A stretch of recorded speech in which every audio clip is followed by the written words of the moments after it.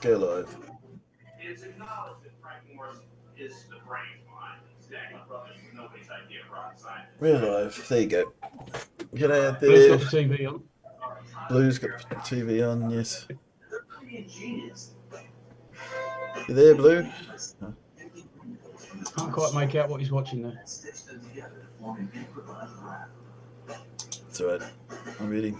Oh, the phone clicked. We've gone live. Yes, that's where we're live, guys. So, how are you, Paul? Obviously, flat out end of year. Yep, good. Does the demand for ducks pick up at the end of the year for you? Or is it all the same? Is the what?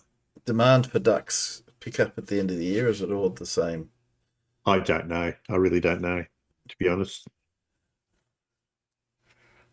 You deliver. I suppose you when guys they're just ready. do what you do, and the ducks go, and New ducks come and new ducks go. Yeah. that's it. Yeah. Got to do what you got to do. So, what happened with your? Can we talk about your what's he on there? Your showering issues. We're still not showering in. They've still not gotten back to us. They came and took another sample the other day and haven't heard about that yet. So, don't know. Okay. No idea. Yeah. That's a bit of a concern. Obviously, you're not crook or anything, so. No. But yes, information would be fine. Some of that. What happened to our friend Alan? We didn't see him last week. Hope he's okay. No, I've not seen.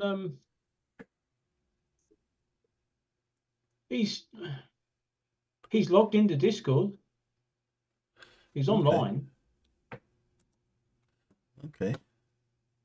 He might turn up a little bit. So there we go. Yeah. See if he's doing anything.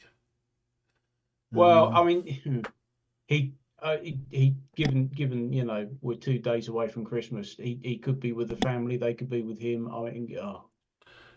knows. I'll just drop a note just to say I'm hoping everything's all right. Some people do have family to put up with the Christmas. I don't. Yeah. All right. He's back. Now, if you tell me you hear my television, I'll say you're hearing things. I can't hear it now. Can't hear it But now. I could. We could, yeah. We couldn't work out what was on though. It is. Yeah, it couldn't is quite not make my out what it fault. was you were It is watching. not my fault that Timbo can't figure out how to run this piece of shit software he uses. What do you mean? Nothing else behaves this way. What do you mean? I just for fun, I turned on OBS to see if the VU meter would register anything. Not a fucking thing. Nothing. Flatline. Well, let me take an independent adjudicator here, Paul. Could we hear Blues TV? Absolutely. We could. Yep. So turn my gain down. Your gain down. Can't hear it at the moment. It's fine. I can't touch. I don't think I can touch your gain. Hang on, let me have a look in Zoom because it's in Zoom that we get it. No, I don't think I can touch your gain in Zoom. Doesn't matter because you're not an independent source. The Zoom everything comes through Zoom same level. Doesn't matter. We're not that worried about it. Oh dear. So I do have a couple of things to do now that you're back.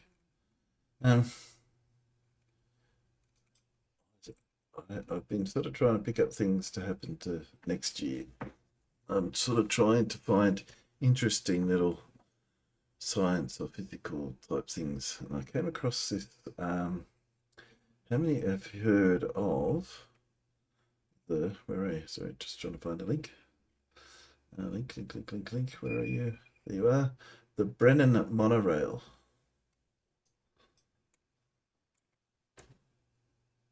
No one's jumping out. Me? I mean, obviously we're familiar with monorail, particularly if you've watched The Simpsons. Yeah. And the modern the modern Elon Musk equivalent that's proven to be exactly what everybody said it would be. A waste Yeah. of money. Well, Well- no surprises there, but no. I come across this one. Self-balancing monorail.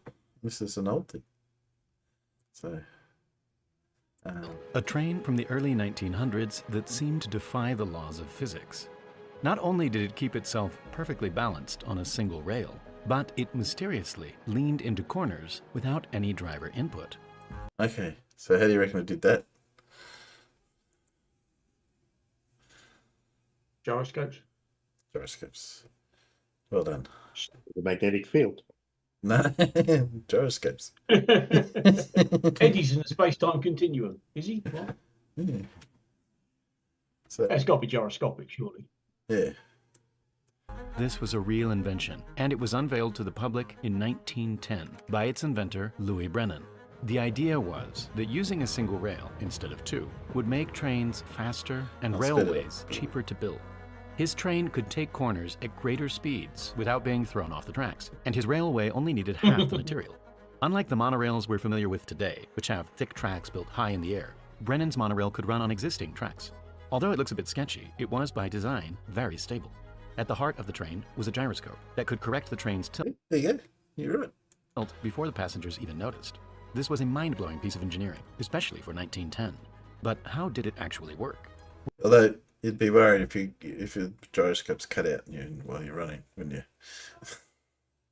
But, You'd be I mean, stuck. you're going over, aren't you? We modeled the entire thing and studied the original patents to show you how incredibly clever this design was. But in order to understand exactly what's going on here, we need to know a bit about gyroscopes.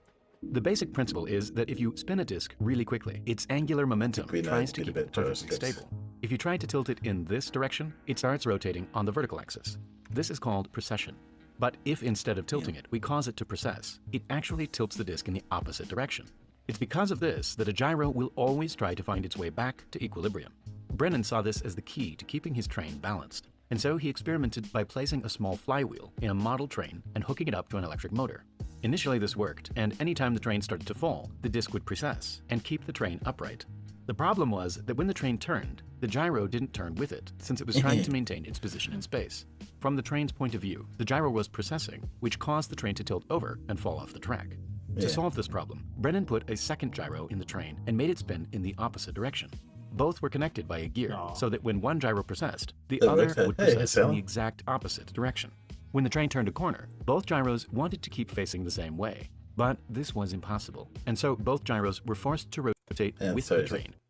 Okay, Anne, how's it going? Good morning. Good morning. Good to Oh. see you again. Hi, mate. Sorry, I will be properly with you in a few moments. Yeah, no, that's okay. No worries. I just thought we'd say hello. We were talking about you earlier, so I thought I better say good day when you came in. And this unwanted precession got cancelled out. With another problem solved, he started working on the full-sized prototype that he could test with real passengers. This was a 12-meter-long, 22-ton vehicle with two massive gyros spinning at 3,500 RPM. But scaling up his design uncovered a massive problem. Now that some serious weight was involved, the gyros weren't only fighting against their own rotation, but also the force of gravity trying to pull down the train. This was much easier to overcome in Brennan's smaller model. But with 22 tons now trying to pull the train over, the gyros had to be much stronger. The next day, while having lunch, a letter arrived that would have the key to the solution. It was a letter from the King of Nigeria, saying that he had a large amount of money for Brennan. The Nigerian prince. The Nigerian king Oh, in that this nearly funny. went all over my keyboard. Oh, Just kidding. is that this where it never all happened. started? But if it did, Look, I Brennan have could the have King of asked Nigeria. Incogni, today's sponsor, to stop. It was a sponsored clip. It didn't happen. Oh dear. Hang on, let me get past I've that. got this money, I just can't spend it. Please help me. Monorail to keep itself perfectly balanced. It needed to overcome its own weight, which was constantly trying to pull the vehicle over. As it leaned, the center of gravity shifted, and the vehicle got pulled down more and more. The natural precession wasn't strong or quick enough to keep the train stable, and so Brennan came up with a new solution. He realized that the key to all of this was taking control of the gyro's precession. By purposefully processing them quicker than they would normally process, a stronger force would be put into righting the vehicle. He hooked up the gyros to a petrol engine and encased them in vacuum-sealed casings to reduce friction. Even if the power ran out, the gyros would keep spinning for up to 30 minutes before the train could fall over. He placed the gyros on a single gimbal that allowed the whole system to rotate on the train's roll axis. The axles of each gyro stuck out of the casing and sat between two guide plates that were attached to the train's chassis. As the train tipped over, the axles would make contact with one of the plates, and friction would cause them to roll over like a wheel on the ground. This would cause the gyros to process much quicker than the previous design, pushing the entire train back to equilibrium. The problem was, vibrations would cause the gyros to bounce on the guide plates, and they never produced a smooth and proportional force on the train. No. And so Brennan got rid of the guide plates and came up with an even better solution. He fixed the gyros to the train's chassis so they would rotate with the train. When the train tipped over, the gyros did their usual thing and started to process naturally. On the right-hand gyro, its axle was directly connected to a mechanism that controlled an actuator rod. This rod was linked to a lever and two valves, which controlled the flow of compressed air. This compressed air followed two pipes that entered into either end of a large tube running through the center of the gyroscope. Inside this tube was a gear rack, which was placed between the two gyros and could move back and forth to rotate them. When the train tilted, the gyros would process, and the clever actuator arm would activate the valves. By closing off one of the valves, compressed air would then flow through one of the pipes and into one end of the tube. This would increase the pressure, pushing the gear rack and forcing the gyros to process in the opposite direction until the train returned to equilibrium. This all happened instantly, and the gyros would react before the train ever got too unbalanced. The key here is that the compressed air acted as a pneumatic system, allowing the smaller force to produce a much bigger force. The force of the compressed air gets sent equally through the air in the tube. Once it gets to the larger piston, the same force is multiplied over a larger area, and so this piston is moved with much greater force than the gyros put into it. This genius system took the force of the train tipping over and multiplied it against itself to create a train that always wanted to stay level. His train was so strong that even if every passenger stood on one side, the train would stay perfectly balanced. His prototype was a huge success, and at the time, it really did seem like the future. But unfortunately, investors weren't confident in the design. Two-railed trains were already well established at the time, and the fact that every train carriage would need its own gyroscope brought the project to an end. Either way, it's amazing to uncover these incredible inventions and appreciate the geniuses behind their creation. And now, time for the primal. Yeah, Very that's clever. pretty clever, I thought. One of those inventions that I could see with a little bit of work could be pretty good. But I think I mean, we do of Yeah. course have tilting trains. well, we had tilting trains, but not clever gyroscope on that. But I suppose I could see the logic. If it had gone down that track, you would have had the single rail, would have been cheaper. But I think as speeds got faster, then you've got to secure that rail. You've only got the single rail attached, so Yeah. there are safety concerns, of course. It's a lot of things that can go wrong. But yeah, it seemed cool. Got other peanuts that have arrived. Dr. Nimrod, Dave, good to see you. Well, you up in the running, Alan? No, it's all right. Probably not. Yes. So I'm going to try and find those sort of things if I can. I think if I can find things that's nice and short. So watching a Yeah, guy. 'cause we tested some. We tested. I'm just trying to look at how they made them tilt, because we had some tilting trains over here. Yeah. We called it the APT, the Advanced Passenger Train. That was the end of the 70s, and yes, it was all to do with making them go faster. And of course, as they go around these curved sections of track, they all start leaning over. And I think they had, was it what? I can't remember where it was. They had one of those, and when it went around the corner, it leant over. When it came out the corner, it didn't go back. And it was on its maiden voyage, full of all the press and everybody, and of course everyone fell over. I'll try and remember where that was. It was that's got to be in the 80s, that one. The Japanese, of course, have got the high-speed trains down, and Chinese as well. yeah. But of course, we did the best we could to kill off railways over here in this country back in the 60s. So Oh, okay. Yes. Well, the Dr. Beeching, there was a time in the 60s where there were just rail lines and train stations everywhere. And then they're under immense pressure from various roads organisations and trucking and lorries and such like that. All of these stations got shut down, lines were closed and then ultimately ripped up. And we've never quite recovered from it. And then, of course, under the Thatcher era and privatisation, I can't bloody say it. They thought it'd be a good idea to generate funds for the government by flogging everything off and privatising everything. Yeah. And the last thing you should do that to is the rail network. Yeah. Any infrastructure. And now, work. of course, they're spending huge amounts of money subsidising the companies that are running the rail networks. It's like, why don't you just buy everything back? Yeah. Just bring it back under, government control like every other normal country does. But no, not here. Ours wasn't so great. I'm never sure if they fixed it. Hey, Paul, did they ever fix the border change between Victoria and New South Wales with the trains, with the gauge change? Do you know? I don't know. We had a different gauge of rail, so you get to the Victorian border, and the gauge is narrower, so they had to use different trains when you went from one state to another, which is, a bit Which useless. is, pardon the language, fucking stupid. Is it what?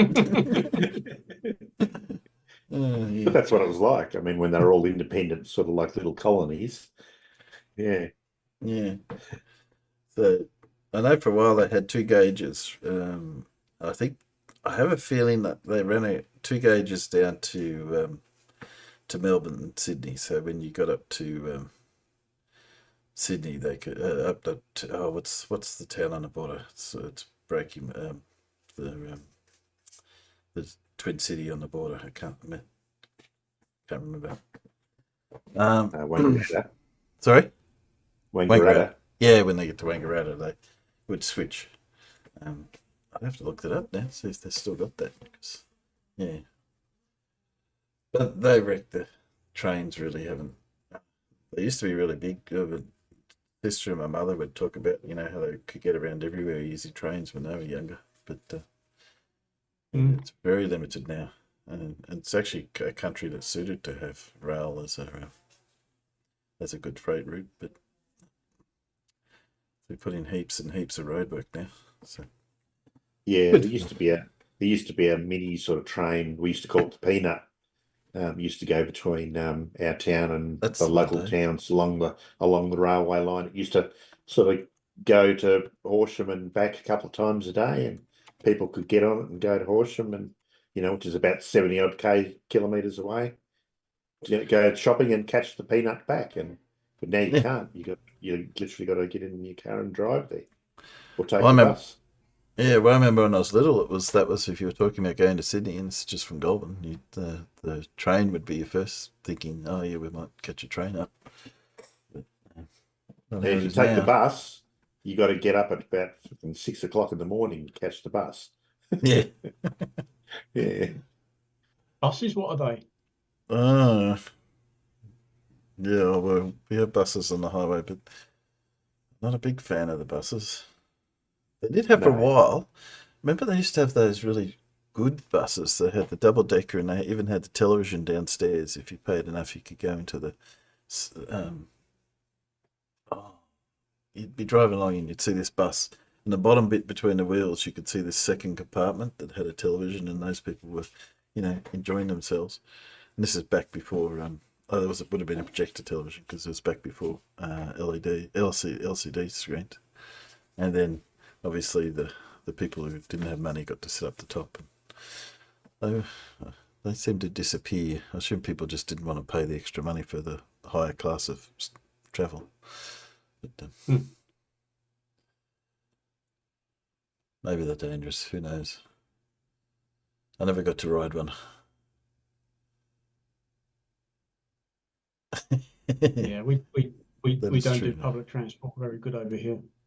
All right. Particularly when you're away from the bigger towns and cities. Yeah, I mean, yeah, here where I am in the village in the countryside, if you want to get anywhere, if you ain't got a car, you're at it. Christ knows when the buses are. There's hardly any buses at all. Well, people say, "Oh, why don't you just go by train?" Okay, which station have I got to drive to first, and then pay to park my car there, and then pay to use the train, or shall I just fucking drive? Yeah. Yeah. It's a bit that way. Yeah. But yeah, I mean the beaching axe, as they called it. I mean, it was thousands of miles of railway track, and it was something like 2,000 or 3,000 stations were shut. Yeah. Because they were losing money at the time, and they just thought, oh, like everybody will drive. We'll just shut all these stations, and of course they sold off all the land, tore up tracks, pulled down bridges, and now they're trying to go back and sort of re-establish these lines and stations, and it's next to impossible. I just need to point out that Nerd Alert had a good response in terms of the poll about, gift basketballs need to be in a container. Need to be in a container. I think it's probably a fair point. Yeah, definitely. Definitely does make them easier to wrap, and you don't need to do the spherical geometry then. Yes. Although one does beg the question: if you're going to wrap up a basketball, surely you're going to deflate it first. No. Who's going to give someone a deflated basketball? Then they've got to find a pump and one of those needle things. Yeah, here, pump not included. Give them a very, very tiny straw. That's as good as batteries. Here's your electronic toy. You ain't got any batteries, though. No. Yeah. Batteries not included. Batteries not coming. Not giving to those. Yeah, here's your basketball. Air not included. Yes. Can't play it. Oh, I used to get models as a kid, and a number of times you get models and you didn't have any glue or anything, so you couldn't do anything until the shop's opened. Have a look at it. Now, so one of the kits I'm making at the moment, I've got everything needed to make the kit. It is, of course, a tank, fully detailed interior. Tell me what the colour of everything should be, please. Green? No. Nope. No. But, water canteens, gas mask containers, ammunition pouches, they're all in there. What colour should they be? Don't know. You've got to go away and find that out yourself. Tough shit. Sorry. Oh, they didn't tell you. I am still making that Spitfire kit, the Christmas challenge. Make the Airfix starter kit using only what's provided with it. The 4 pots of alleged paint, a dodgy brush, and some glue. All right. Hey, how you got so far? Have you got it to looking like a Spitfire yet?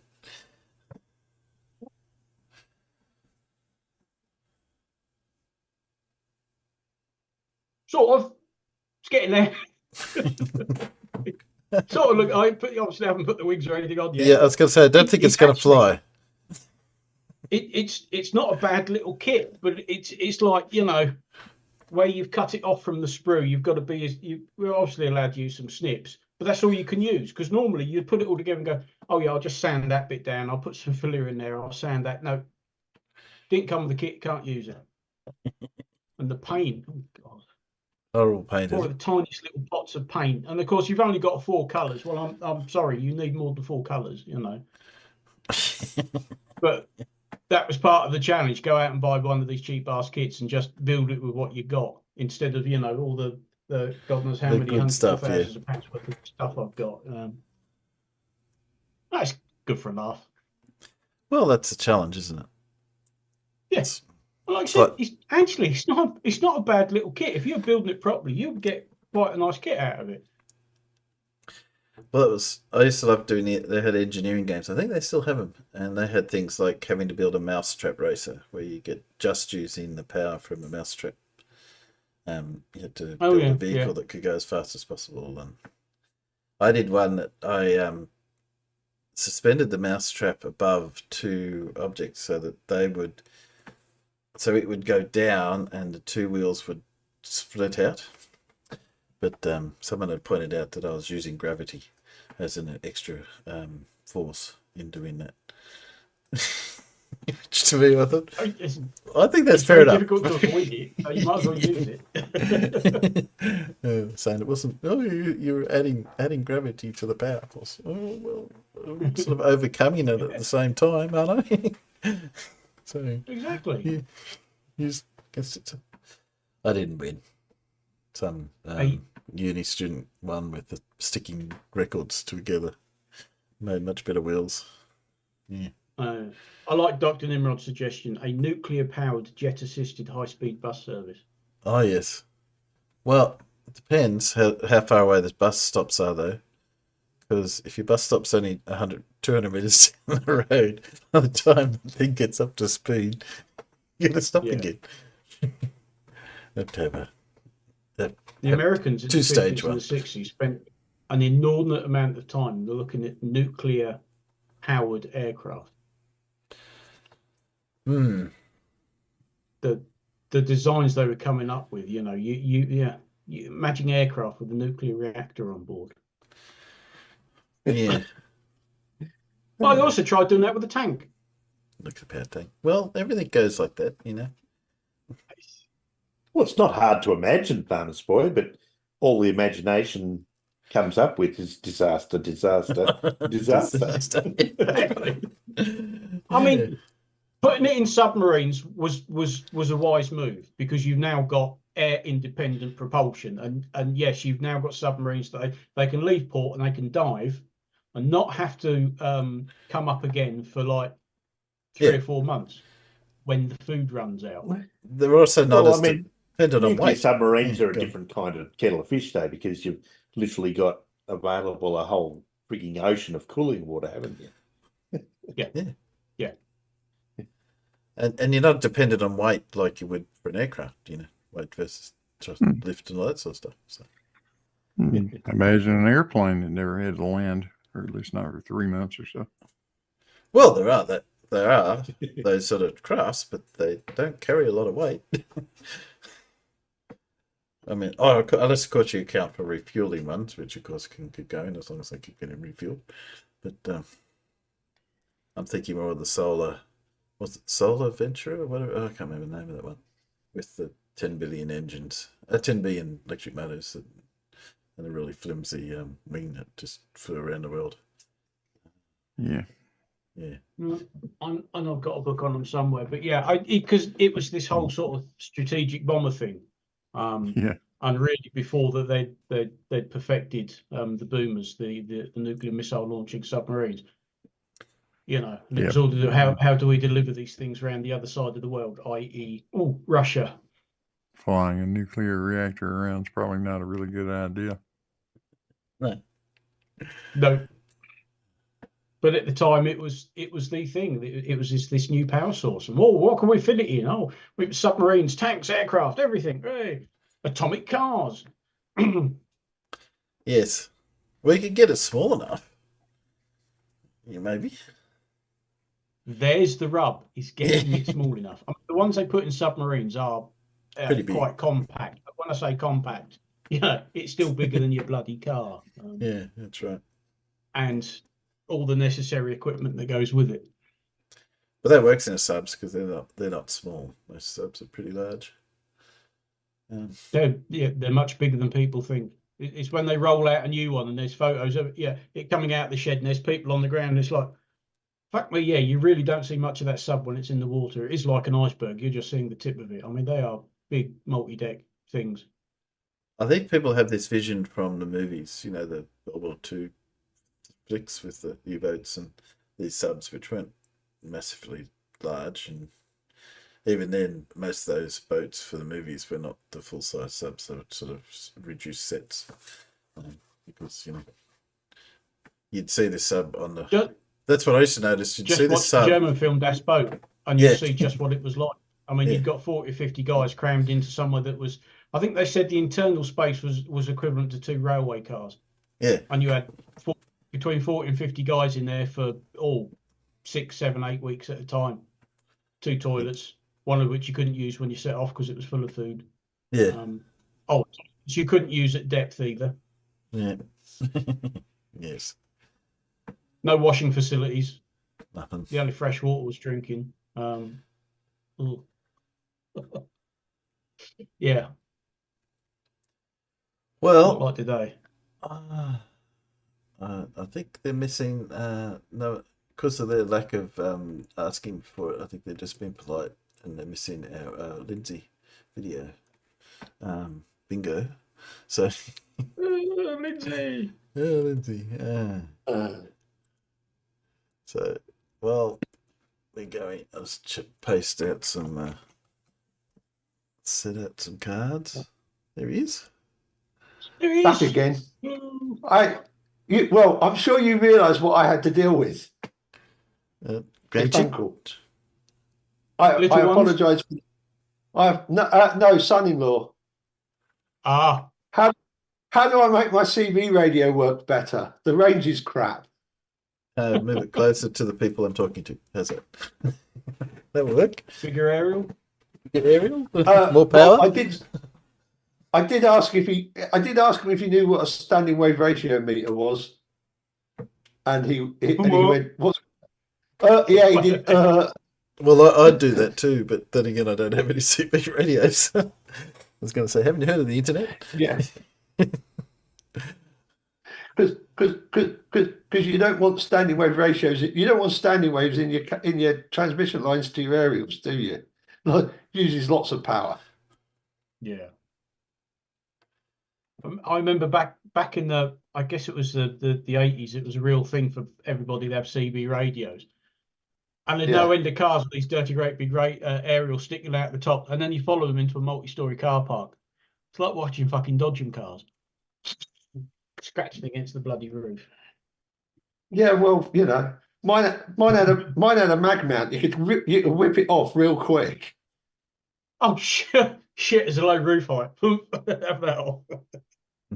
Well, we weren't encouraged to have them while it wasn't encouraged to have one while you were on a military establishment either. No, that's fair enough. Yes, the things that people accidentally do on military. Do you remember when?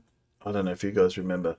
Fitbits were just come out and they're really popular, and people were posting where they're running and stuff. And then someone put, and you can tell where the US military guys were because they were posting up on the map. Oh, there's a whole lot of guys running around Iraq or around or whatever. Yeah. There are bases over here. Oh, go on. Wearing on patrol. Yeah. There are military bases over here that don't really appear on Google Maps and Google Earth very well because the MOD have asked them not to. Yeah. And I think there were one or two of them where you could see all of a sudden there's people going around the perimeter of air bases with these songs. Oh, there it is. I mean, yeah, the locals know they're there anyway, but all of a sudden there it is. You can public outline access. these things. Yeah. I think there was a lot of that going on in Antarctica as well. There was lots of these things were appearing down there as well. Yes. Yeah. Like on Dave's app that shows flat earthers in the middle of Antarctica. Oh, yes, flat earthers in Antarctica. Okay. We got some cards together.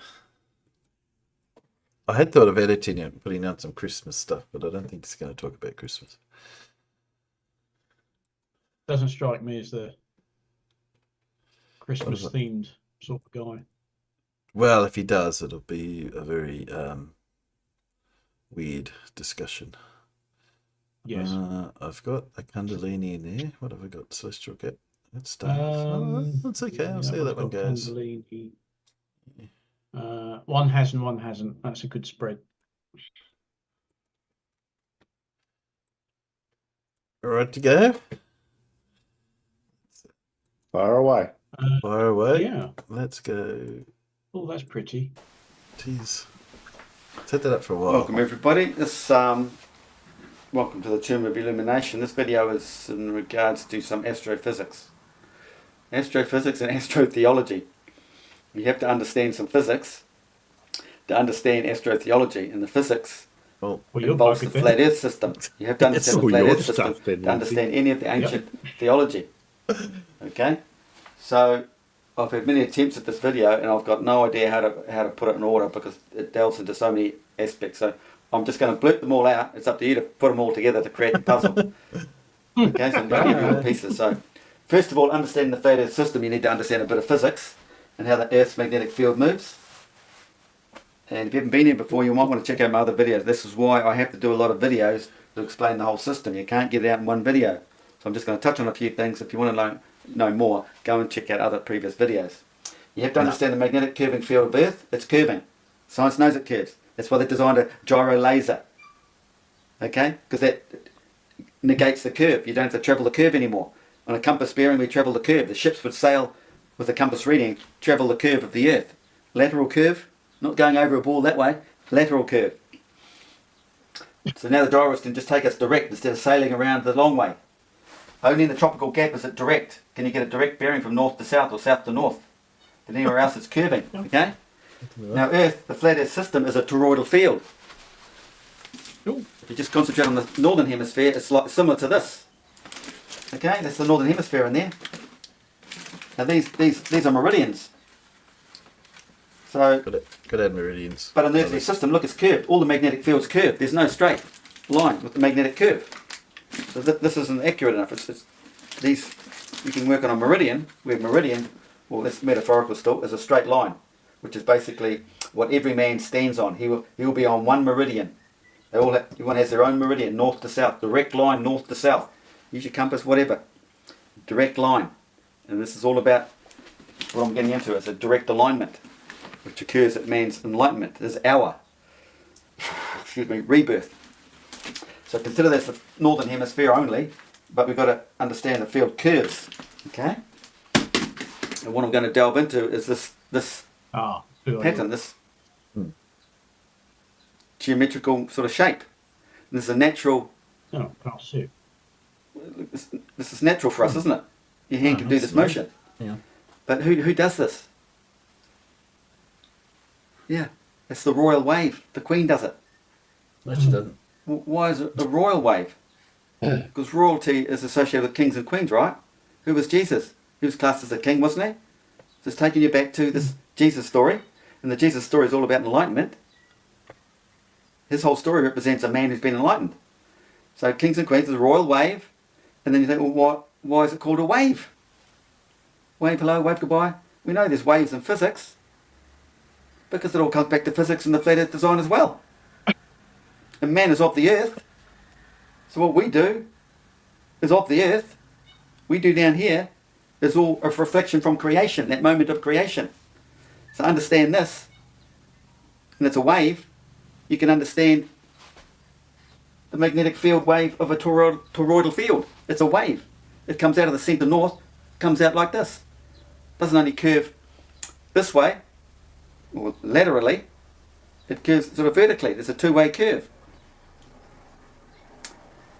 And that has a name, which I've forgotten, so I'll go back and have a look. Here we go. It's called a moulderboard. Moulderboard. As regards shape, the moulderboard surface is a continuous curve oriented towards the direction of advance. This field comes out of the south to the Tropic of Capricorn. This field comes out of the north, curved to the Tropic of Cancer. Like this, it's a field wave, magnetic field wave. And the shape. Science likes to call it curved linear. That's what they call their coordinate system, a curved linear coordinate system. The whole coordinate system where you are on Earth. But they know this whole system. They just took the lateral curving stuff and decided to put it this way to make you think you live on a ball. Take the two hemispheres, circular rotation, and put them together and say you're living on a ball. Okay, so direction of advance, which terminates with a transverse inclination of 35 to 45 degrees for correctly overturning the section of soil cut by quarter and ploughshare, thanks to the dynamics of the plough and soil. Design. Ploughs typically have a curved or moldboard shaped blade that digs into the soil and turns it over as the plough is pulled or pushed forward. The blade is designed to cut through the ground. Yeah. Okay. So. Yeah. What was it? 5 thorough reversal. Understanding the motion of the field, okay? The magnetic field motion. It's a wave. Now, what do I know to come about to man's plough? alignment between his northern and hemisphere, north and south hemisphere, for his alignment, this passage in the Bible is describing the physics here. The moving field, you know, it's forever moving like this. Field. I don't know. and it comes around. It just comes Stop around. saying field. I've already got Till it that comes one. up and over your arc of horizon. This is your eastern horizon, western horizon if you're in the southern hemisphere. And it's just waving over you. Like I say, this is, what I mentioned, this is really hard to describe.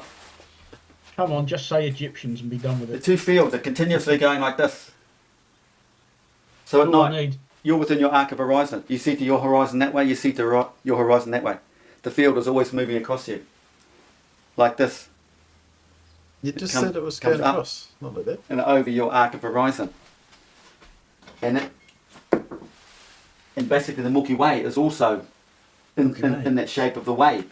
It can come from the east and comes up, curving, but then sort of straightening, and then bingo, it's in a straight line at the holy season with the other hemisphere, because there's one in each What's it hemisphere, called? Bingo. two Milky Ways. So End up okay, aligning. bingo. So you've got to imagine the wave of the toroidal field, which is all forever. Did you say bingo?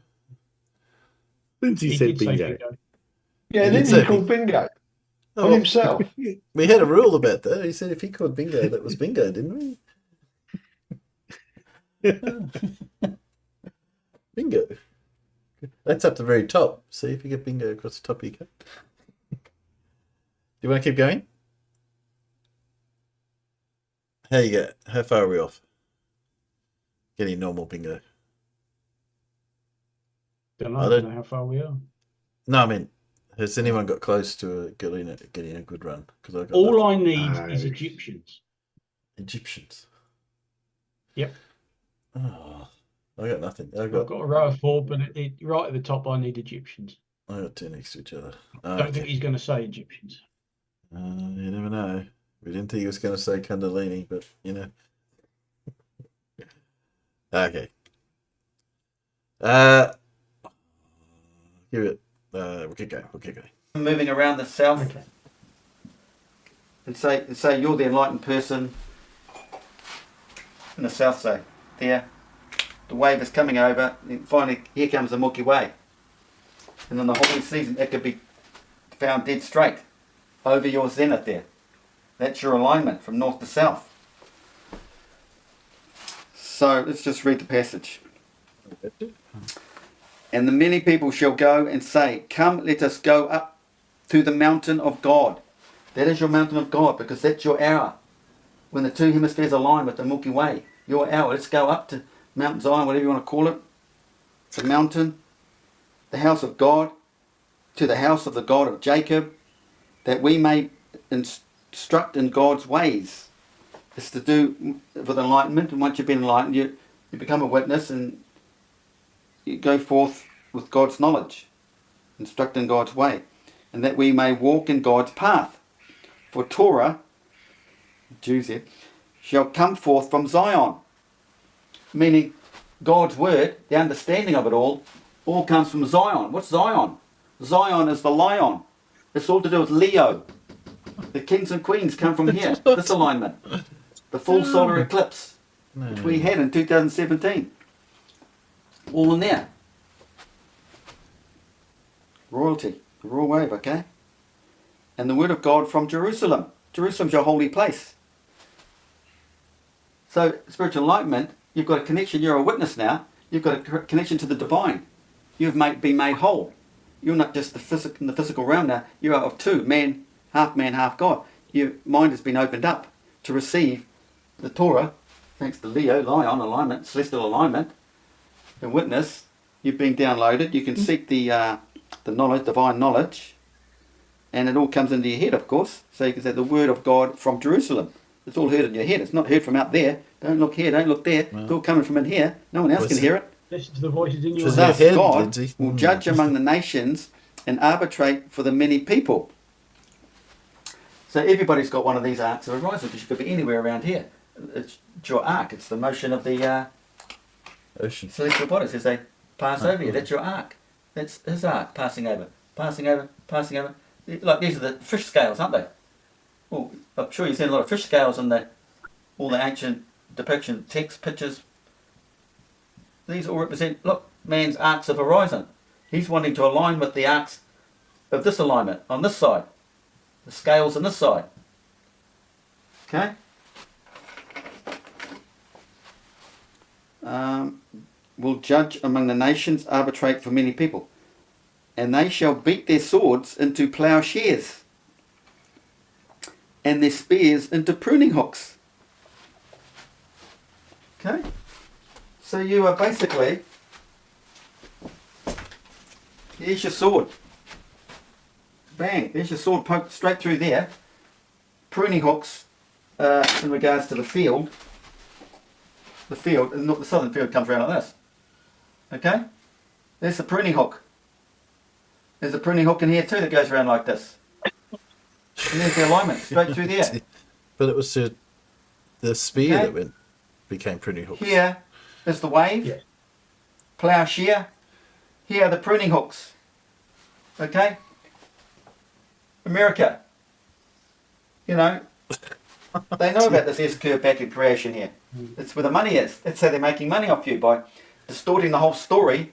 They're making billions off all the propaganda and indoctrination they feed to people. They control the whole religious sector, don't they? All the churches. Making a lot of money. There's the sword. And there's the, could say the plowshare or the magnetic wave. Wake up your mind. What is it?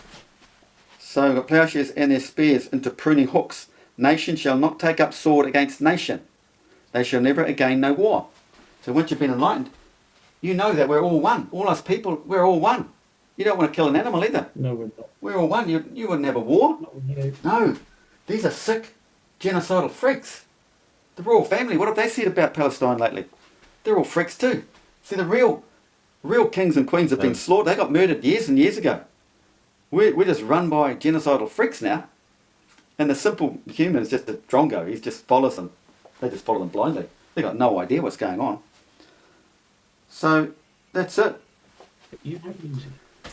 You have to understand the physics of Earth. You have to understand the flat Earth system. To understand the magnetic fields and the alignments, the two hemispheres. This man's arc of horizon. The plowshare. It just goes to show the ancients knew everything. They're not dumb. We're the dumb ones. Well, I'm not. Everybody else is. They're trying to make out that when the Bible was written, the flipping, they were dumb. No, they weren't dumb. This generation is dumb. Brain dead. Plowshare. Go look at the pictures. I've got some images here actually. I'll go find them. Oh, good eye. Where are they? Plowshares. Here we go. There's a set of plowshares there. So the wave after wave.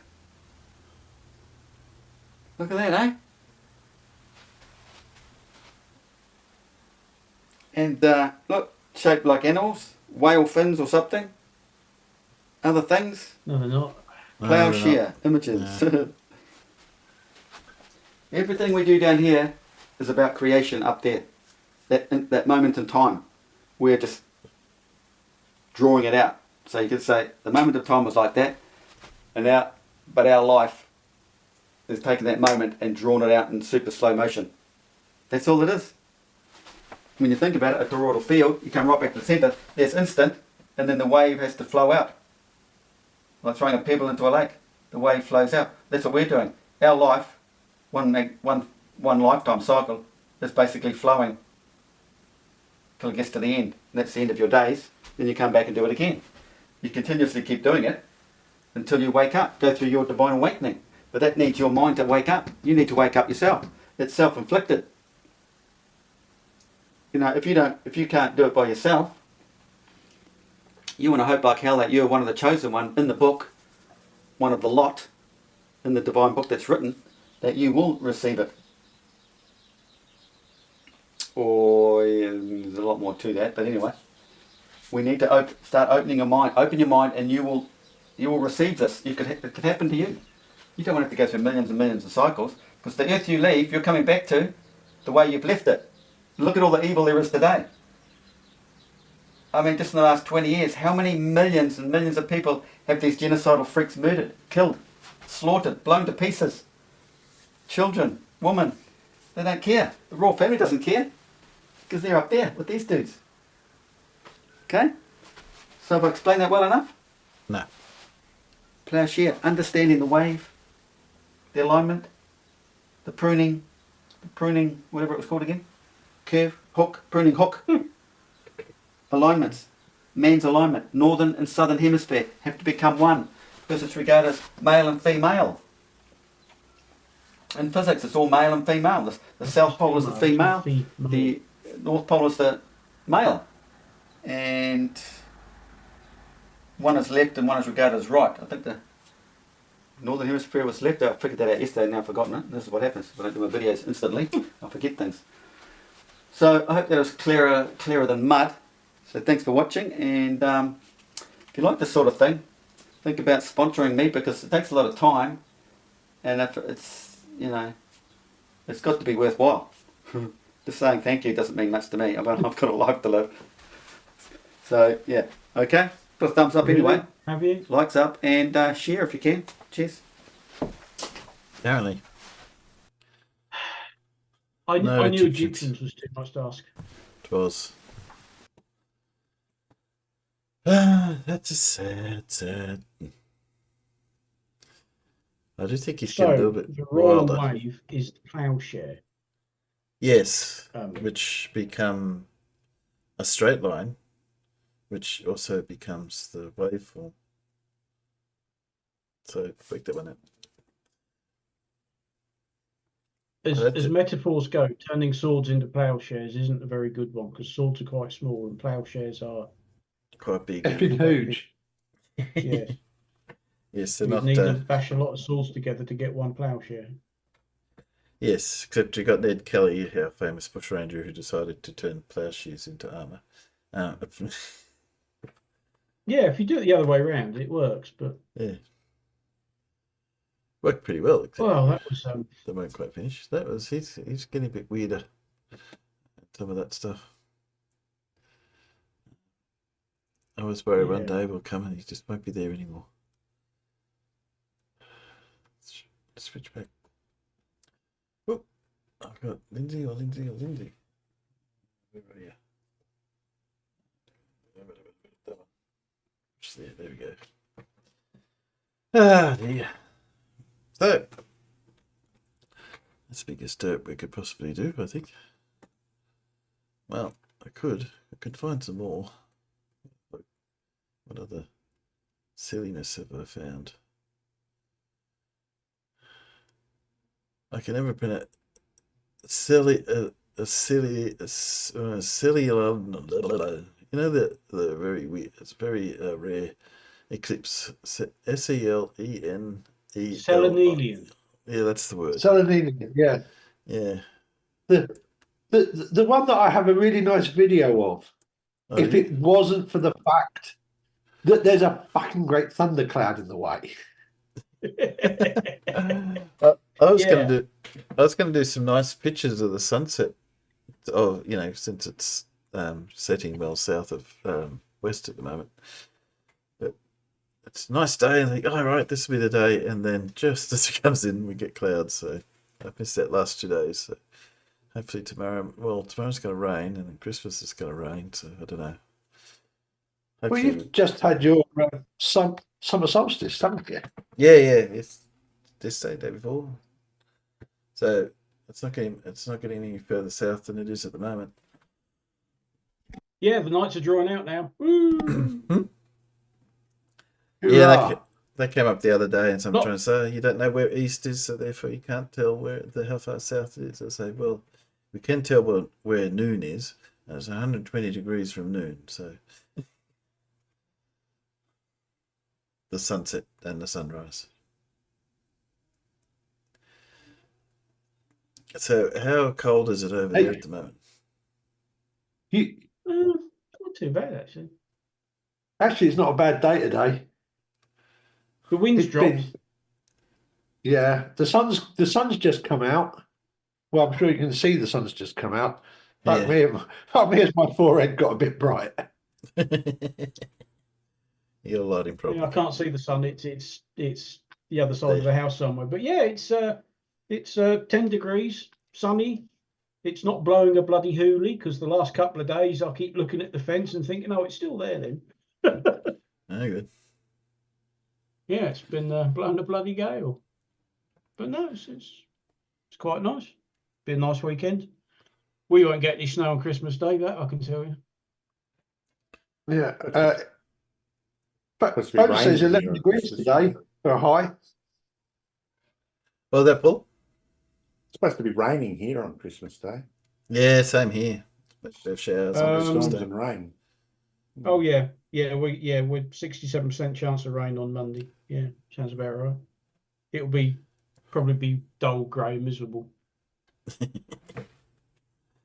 Well, happens. So yeah. Blue, you still there? What's the weather like over in your part of the world?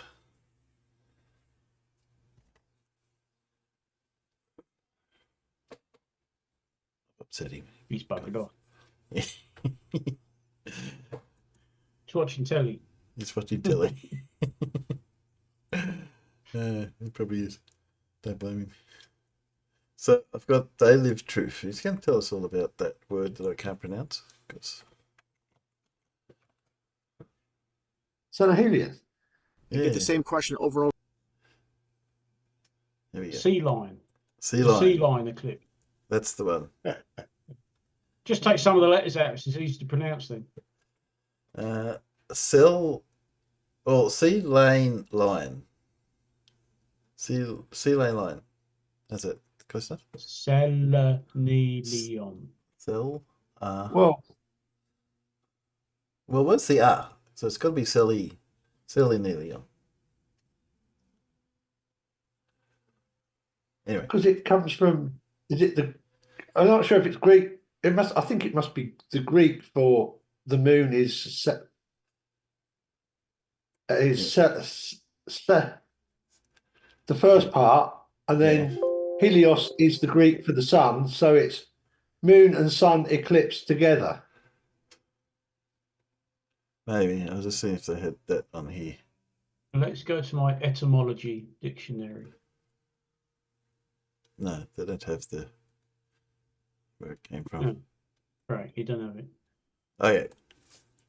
Now, of course, he's going to tell us how this works, of course.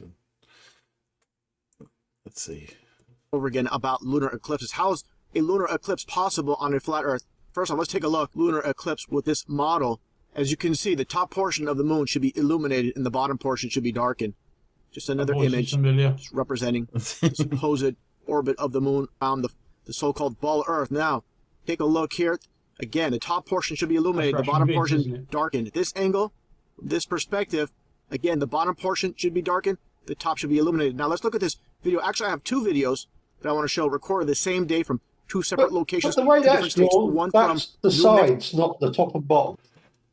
Yeah.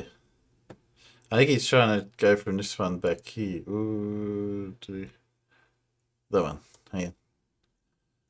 Suggesting that the moon is only here. So does the 5-degree tilt, that rotates with the Earth as well, though, doesn't it? So it is possible that you could have the moon in the umbra for a full eclipse, right?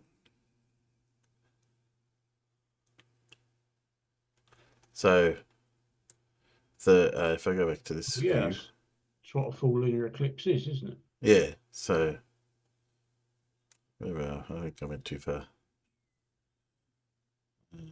Where's this at all? Other one.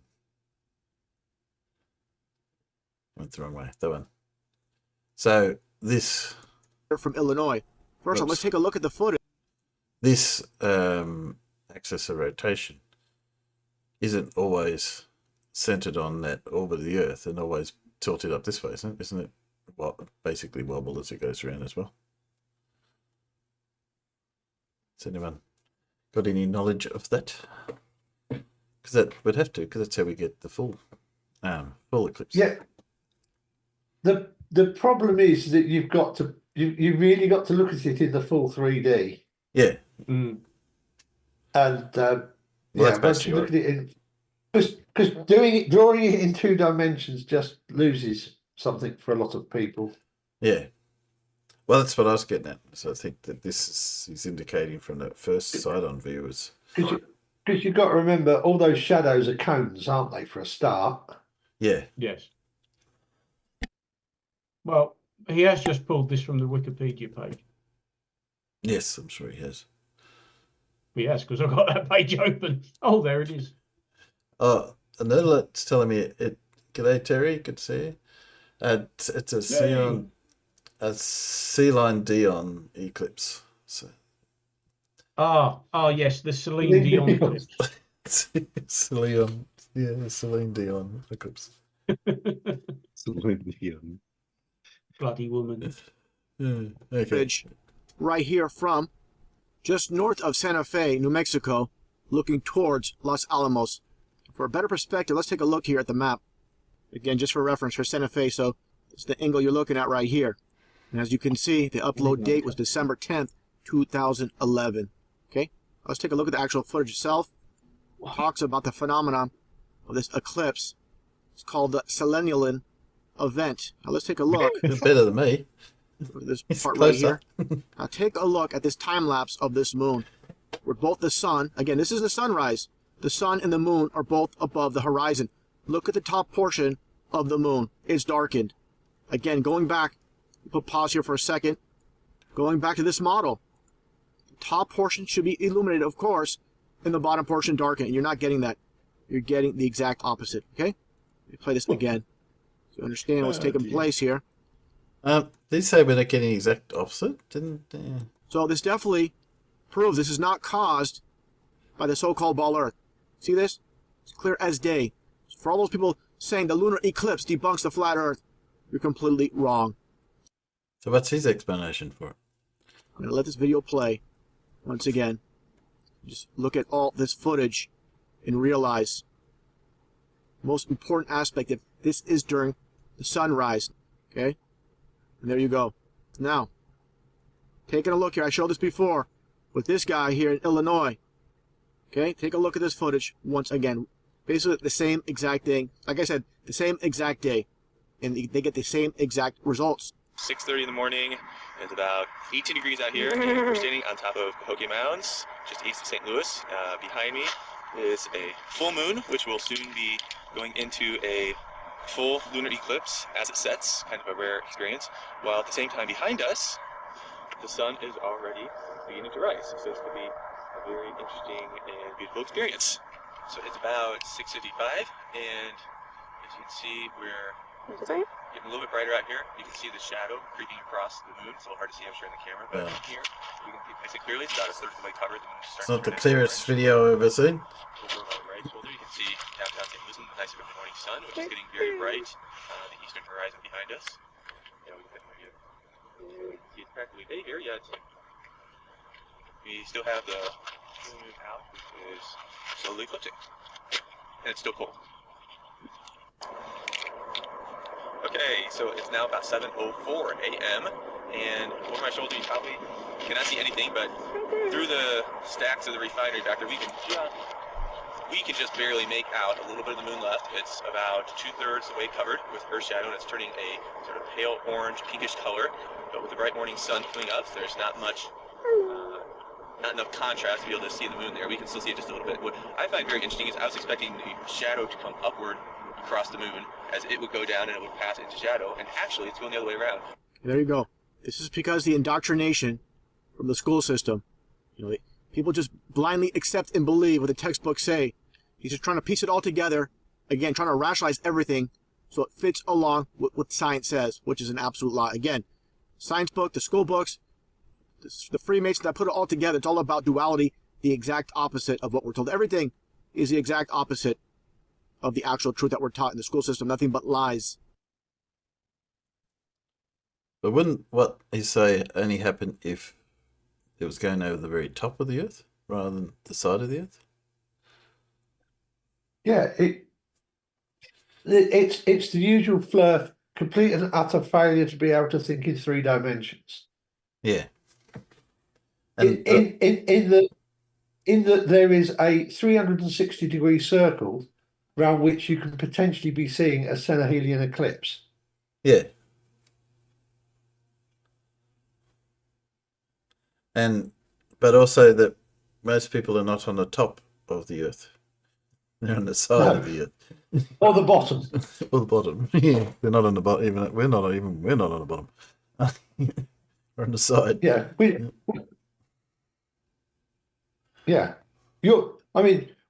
closer to the top than you're closer to the bottom. That's assuming right. that we assume that North is the top. You're As further we away from the middle than we are. Yeah. Yeah, Yeah. we're further away from the middle than you are. Yeah. A bit, I think. A bit. I would just pointing out that the flat earthers always have this idea that everything's from the top. You know, that because they draw everything from the side, and rather than thinking that this actually this guy's on the side of the Earth, it's not actually on the top of the Earth, which is why it doesn't work the way he thinks it should. Part of that, as well as the refraction and a few other things that sort of add to this particular phenomenon. So I don't think he's going to get that right. And I think he just pulls up. See what it says here. This interesting sky watcher should attempt to see the solar eclipse of the moon and the rising sun simultaneously. The little used name for this effect is called selenium, a phenomenon that a celestial geometry says cannot happen. So there you go. They say it cannot happen. Why can't it happen? Of course, because we don't live on a ball Earth. Now take a look at all these images provided by NASA. Yeah.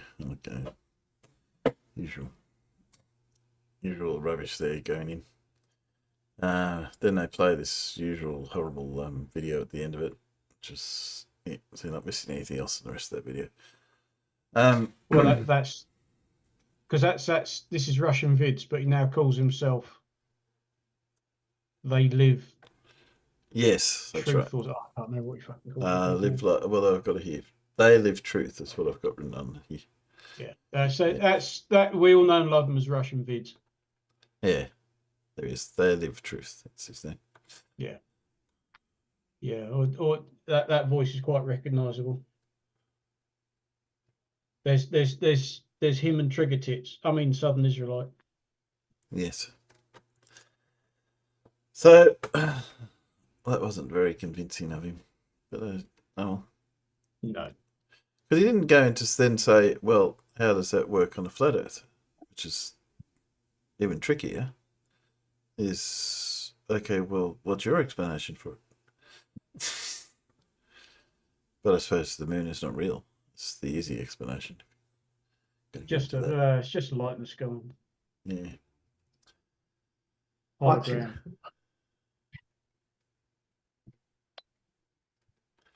Well, what else have we got? Have a look. We've got flat out truth. So therefore, that'll be really.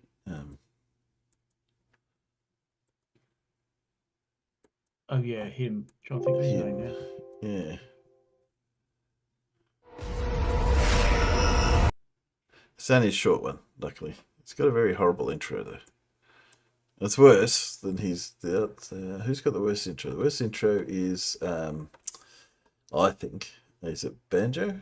With that rotten chicken and horrible voice. And... Oh, God, yeah. And he's really banging out videos at the moment, isn't he? Yeah, it's a few of them. I got one lined up for later on, but yeah. Anyway, high altitude balloon infrared. Let's see if that proves something. Just realised Terry's in the chat. Yeah. Terry. I think it added Terry. Yeah. Oh, I missed that. Yeah. You should come in. Come in. Let's go link.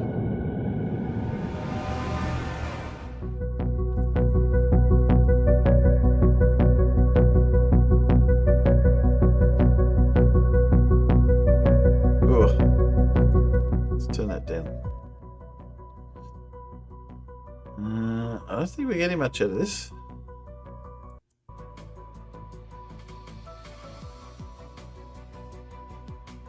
Oh, what? It's meant to be infrared. Can't see anything. Can't see anything. How about that? Is that better? Thank you. That's better. Better? See that? Meant to be Yes, I infrared. see that. Be infrared, but why is the Earth? So what's infrared meant to be picking? It should be showing heat, shouldn't it? Yes. Why Do does you it get look- lens flare in infrared? Of course you Oh, can. Can Probably you? going to get Can you? worse lens flare in infrared than you are in visible. Remembering they're correcting for visible, they're not correcting for infrared because you're not normally expecting to be looking for infrared. You're trying to cut the infrared out as much as you possibly can. And also that's negative infrared as well. So they've obviously flipped it Yeah. Yeah, because but you're not getting much surface temperature, like showing any surface temperature difference, which I thought was what I would expect to see. Is some difference, particularly maybe the sea and the clouds, well, or you're seeing quite a lot of IR being reflected off those clouds on clouds near the horizon. Yeah. Yeah. And if I remember right, there's the bit that's not the bit that's kind of in the middle IR wise is yeah. Sorry, yeah, it's not bad. And of course, the sky is pretty black, isn't? Well, it's pretty not much IR at all. Yeah, but if you look at it, it says everything else at the front is pretty cold too. So, then Well, again, I'm not sure what I don't sure know what if this. that's. Go on, you go. I'm going to say, where did they get the IR from? Because to me, that looks like they've just converted it to black and white and converted it to black and white and inverted it from the. Well, that's what I thought. Yeah. Supposedly IR from a original video. high altitude balloon. I don't but think that's an infrared image. I don't. That's what's throwing me is it doesn't look like an infrared image at all to me. Even if you invert it, just the things that should be warm are not warm, and the things that are. And even if it was, I'm not quite sure what it's meant to be proving anyway. So, Did they actually say anything about it? sun is pulling on the local sun is pulling on the magnetic field of Earth. Oh, for fuck's sake! How are you going to prove that with the infrared?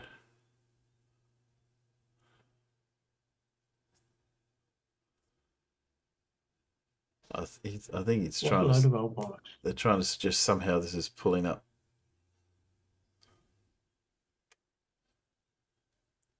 So what's held it? Well, if let's say it's magnetic, what's holding it in place then? Because if this is strong enough to pull up the magnetic field of Earth, what's keeping it up?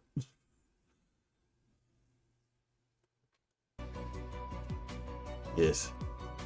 I don't think there's any voiceover in this. Or maybe there is. Hang on.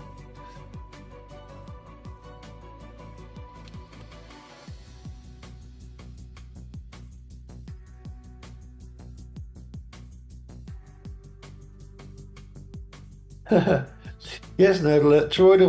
The toroidal field is holding it in place. Of course it is. Apparently, yes. Of course. Yes, that's very nice, but how's that? What difference does that make? Oh, I bet I know where he's getting the infrared image from. I bet he's loaded it into some application that has air quotes infrared filter option. Yeah. Yes. This is adjusting saturation. Oh dear. Yeah.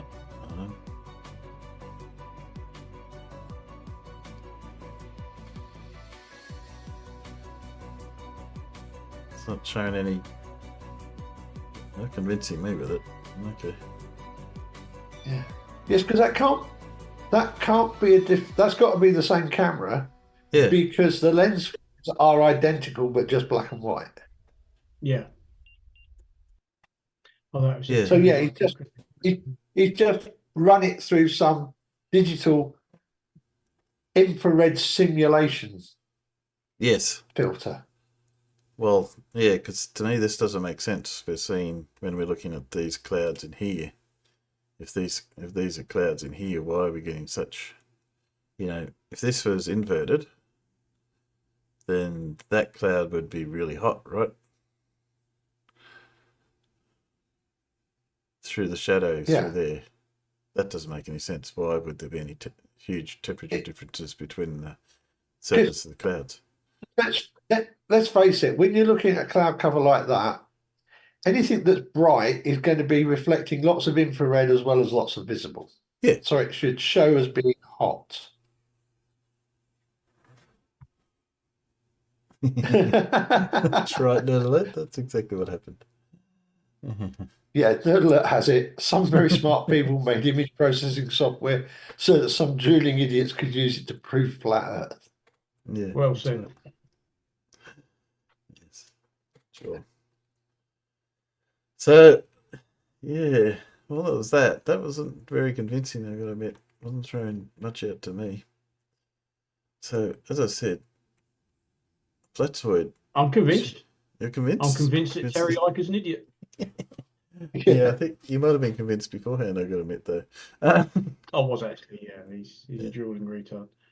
I've got a Flatzoid, but I might join that with a Wally later. Who we got else? So, I can really annoy you with this one. This one, just because it's annoying. I had to listen to it, so I think I need to inflict it upon you guys. Do we have to? Hang on. I suppose that's why we came here, isn't it? You don't have to. You can go elsewhere. You, like the rest of us, have an Oscar Foxtrot switch. Should you choose to use it? Should you choose to use it? You can press that switch, and you can indeed Oscar Foxtrot. Okay. Foxtrot Oscar. I have a feeling that a lot of these videos I keep seeing are just replaying old stuff. So I have a feeling this is, or maybe I'm just seeing the same old arguments coming out again and again and again. But anyway. Today, I haven't uploaded anything to YouTube. Oops. But anyway, I want to talk to you guys about this. Yeah. Oh, that's right. You've better heard this one before, I'm sure. Just Banjo's voice. Oh, it's annoying, isn't it? I've talked about it a couple times, 2 times before. I can make it worse. Watch. No, don't please. Oh, just speed it up. Yeah. Or when after Professor Phony made a video about it, and then after Michael Certain. These guys claim that 3 people facing due south can see the Southern Cross at the same time in South America and Australia and South Africa. And I have explained what's going on. And I'm going to explain again because so this guy, he came up with this, he uploaded a video a couple of days ago and talking about the Southern Star. And I'm going to show you his video now, and I'm going to show how wrong he is. Somebody facing south, away from north, because this is your north in the middle there, right? Somebody facing south. This guy's facing south, over here. This guy's facing south, over here.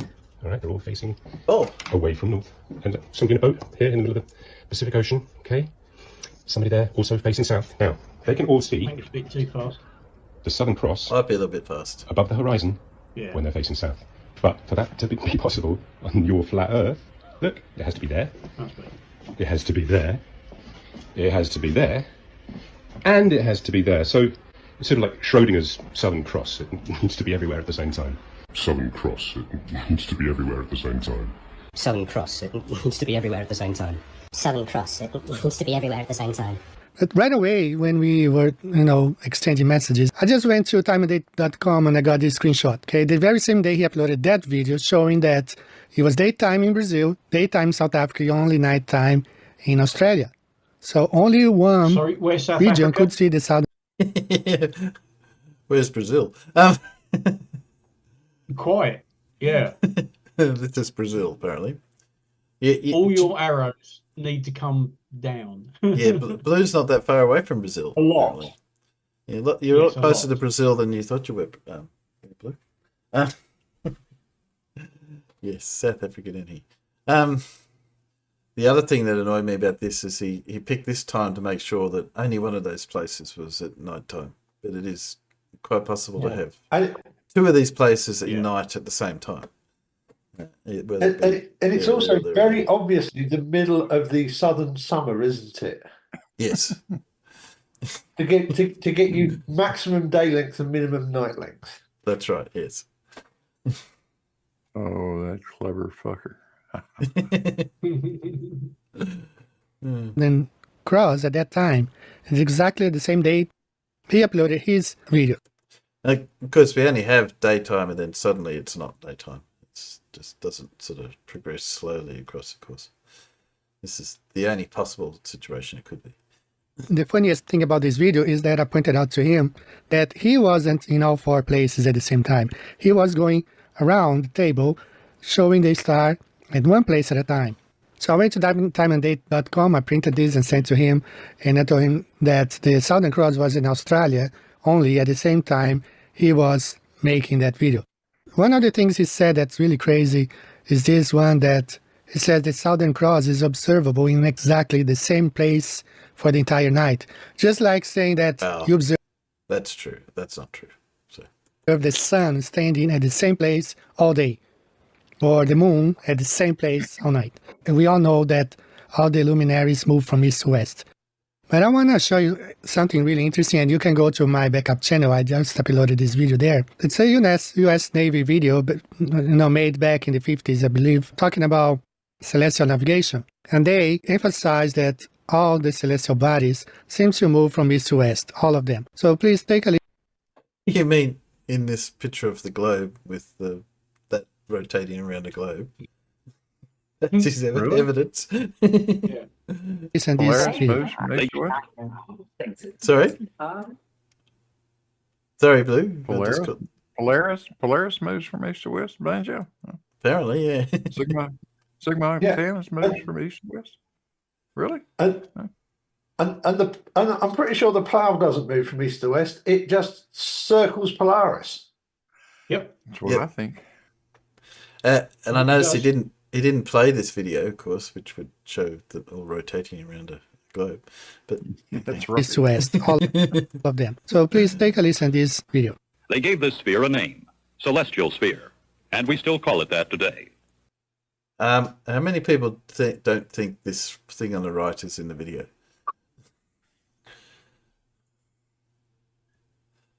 That he may have added that. Yes. From Earth, it appears to move from east to west. Yeah, yeah. It doesn't look like something the US military would have in the stock photo. Okay, let's just see what it says. One complete rotation every 24 hours. Polaris, or the North Star, is approximately at the celestial North Pole, and the rest of the sphere appears to revolve around it. The apparent motion is common to all celestial bodies. Their hour circles are constantly rotating from east to west. When stars are used for navigational purposes, another reference must be used to determine their position. Stars appear to move, however, they do not change their position relative to one another. So even though the celestial sphere appears to be moving, the prime hour circle and the hour circles of the stars maintain constant relative positions. So the sidereal hour angles, as well as the declinations of the various stars, are considered fixed. All right, so all stars are considered fixed because they are fixed. We don't have parallax. No, that wasn't what he said. Not in the way you're saying. They move in relative position. They're not fixed in one Fixed spot. in relationship to each other, yeah. Yeah. Between stars. On the heliocentric model, the star's position would change by the hour because according to the heliocentric model, He just told you that wasn't the case. The universe is expanding. That wouldn't work. The IRS inertial reference system in aircrafts wouldn't work. Nothing would work on an expanding universe. But we have had the same star map, star chart for thousands of years. Stars do not move. It matches the flat Earth model observation, not the heliocentric model. So as I explained, I have made a video, 2 videos about this subject, and this guy on TikTok and neither Michael Certain or Professor Davis understand time zones. Those stars are never in all 3 places at the same time. They rotate. And the only time in the year that's possible for all 3 regions to see the Southern Cross, person has to be in the easternmost part of Brazil early in the afternoon. I mean, around 6 p.m. in the afternoon, evening, around 6 p.m. in the evening. And another person has to be at the westernmost parts of Australia, in Perth. It's around 5:30 a.m. and anywhere in Africa. That's the only time that the Southern Cross can be seen out those three regions at the same time. That's the only time of the year. Other than that, it can be seen in two places and or one place only. And this is. Do you think he's going to get an explanation for that? Because he acknowledges that they can be seen, but I can tell you don't look to the west in Perth to find them. This is how we will observe in Brazil. And I bet you don't look to the east in South Africa, in Brazil. In Brazil, and Yeah. but you do look to the south in South Africa. Yeah. So. Cross, it rises from southeast and sets on the southwest. If we were able to go all the way to Antarctica, maybe reaching 85 degrees south or 90, we would know exactly what's going on. But we are not able to do it. We can only observe from afar. We cannot go anywhere south of the 60th parallel. So we will Another lie, but anyway. Never really know exactly the movement of the stars past, certain south latitude. There's no way. All right, guys. So So he's doing the same thing that Mabbott the other day was doing, a silly thing like this, where they pull up this from time date call, and I asked, say, well, why don't you pull up the actual thing which tells you what angle they observe at the particular positions? But no, they don't want to do that because they want to be able to do this, saying, oh no, look, see, they're not looking south, they're looking here. But I can tell you, if you're in Perth, you're looking south. If you and I would be pretty confident if you're in Brazil, you're looking south. You're not looking way over here. So more lies. We wanted to talk about this subject because it keeps coming back. So I hope this video helps you guys a little bit. I have. Then he's selling his own merch after that, so I think we'll give that one a miss.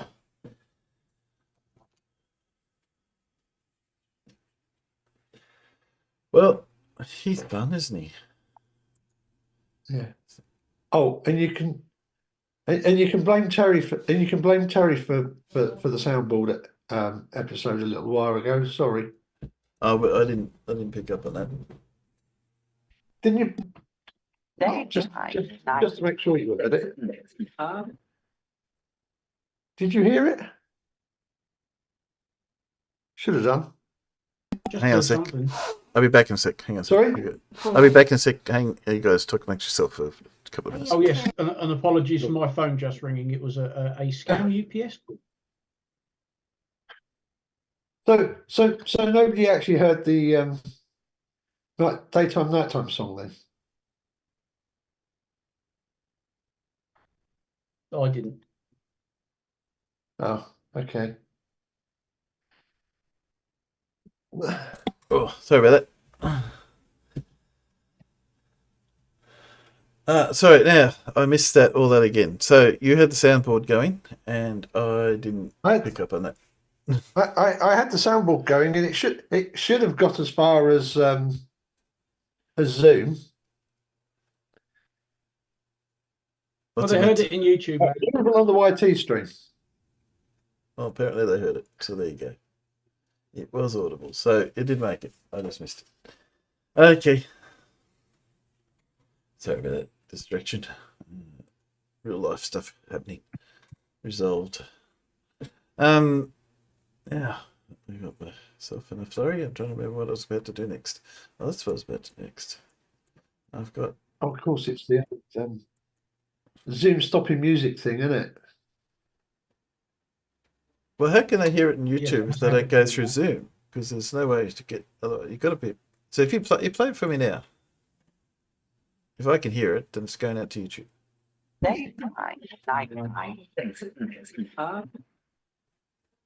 Yeah.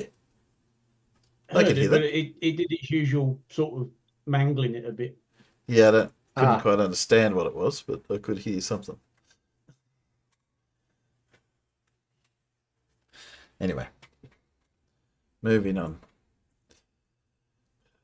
I did see that Blue's still in. I don't watch Bev, but I did see he's in one of his thumbnails. So apparently, Blue's still living in Bev's mind. We all live in Bev's mind. Ah, Here bloody he is. hell!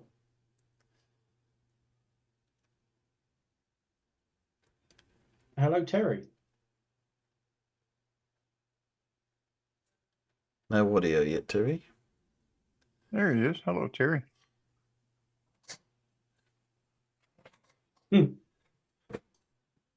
Oh, we'll keep going for a sec. So yes, Blue, I did see in a thumbnail in one of Bev's thing he was still calling your name. So I don't know if you're over there stirring him up or not, but apparently yes, he's still close to his. No, he's got me. He's got me blocked on just about everything. I can still get into his YouTube chat on the account that's on my cell phone. Oh, okay. Yep. So I occasionally get on there, and I have the last couple of days just to poke him in the eye, so to speak. Okay. Oh, fair enough. Every time I go in there, it's just the same usual rubbish. I just don't bother. Just don't bother anymore. Not even any fun, you know. So we let's move on. I've got a CC. Here's CC. He's actually out of his he's back out in his work vehicle.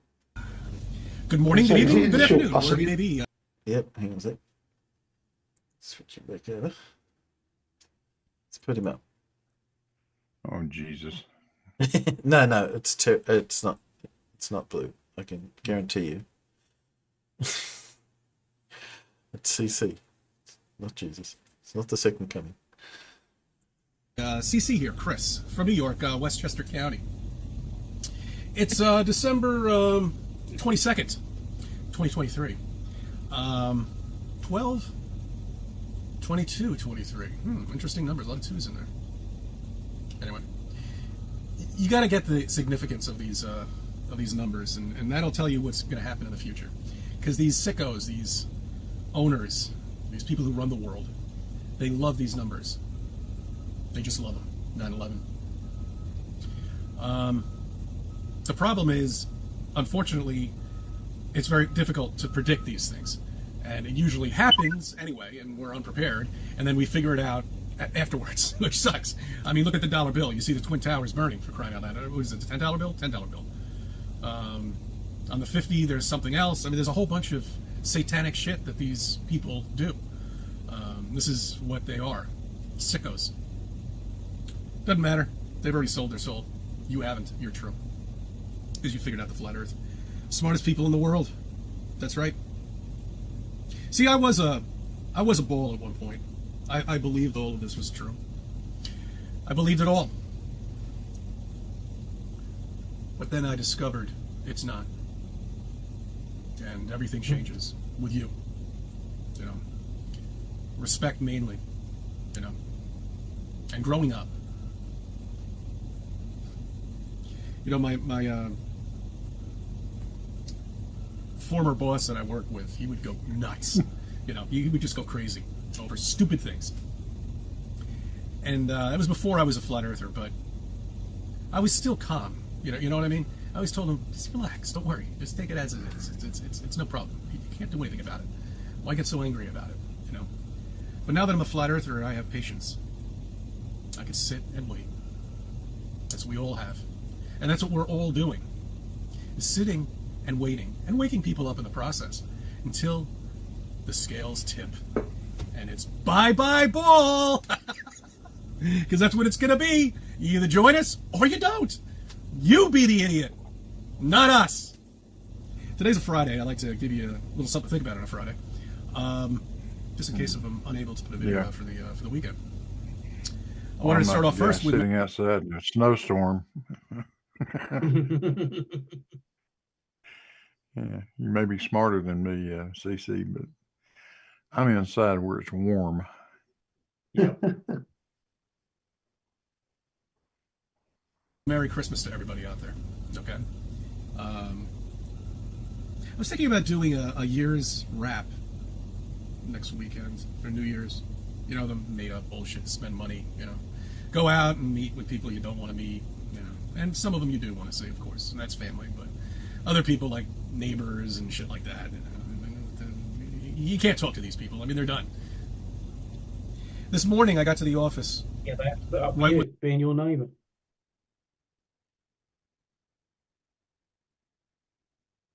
The sun was coming closer to me. And I noticed they're hitting us with chemtrails all day today. Okay, this morning it was just up and down everywhere, and you can see them morphing. But this is what I find colder, interesting. maybe. And I've noticed this before. You know, sometimes a chemtrail goes across the sky and then it stops. You know, and then it continues on, and then it's almost like they're flicking a switch and it's going off. I don't think it's that. I think these trails that they're forming up there depend on the energy of the sun. Okay? Or I should say the light reflecting from the sun. I think that's what it works off of. So anyway, let me get to the point. So when the sun was coming closer and you could see it, the chemtrail stopped right in the middle and continued on all the way at the end because it was picking up the rays of the sun. That one area did not pick up the ray of the sun. I looked down, got my stuff out of my car, put it into the company car, and then I looked up again over there and I could see the rays of the sun had finally hit it, and it morphed. There was nothing there before. Okay? I've seen this a couple of times. Look for it. You'll see it. You got to get it early in the morning, right when the sun's kind of, you know, coming closer to you. Okay, so my point is, they know that these are reflecting things. This is like a beacon, more or less, like the moon is, okay? Because they hit us at night, too. But if you notice, all the trails are in front of the moon, and all of them are in front of the sun. Okay? See, now, the moon is what I want to bring up here. The moon is important, because if the ball earthers out there believe that the sun is being reflected off of the moon, and that's what's creating this bright light, it's not. Okay? That's not. It's got its own source of light.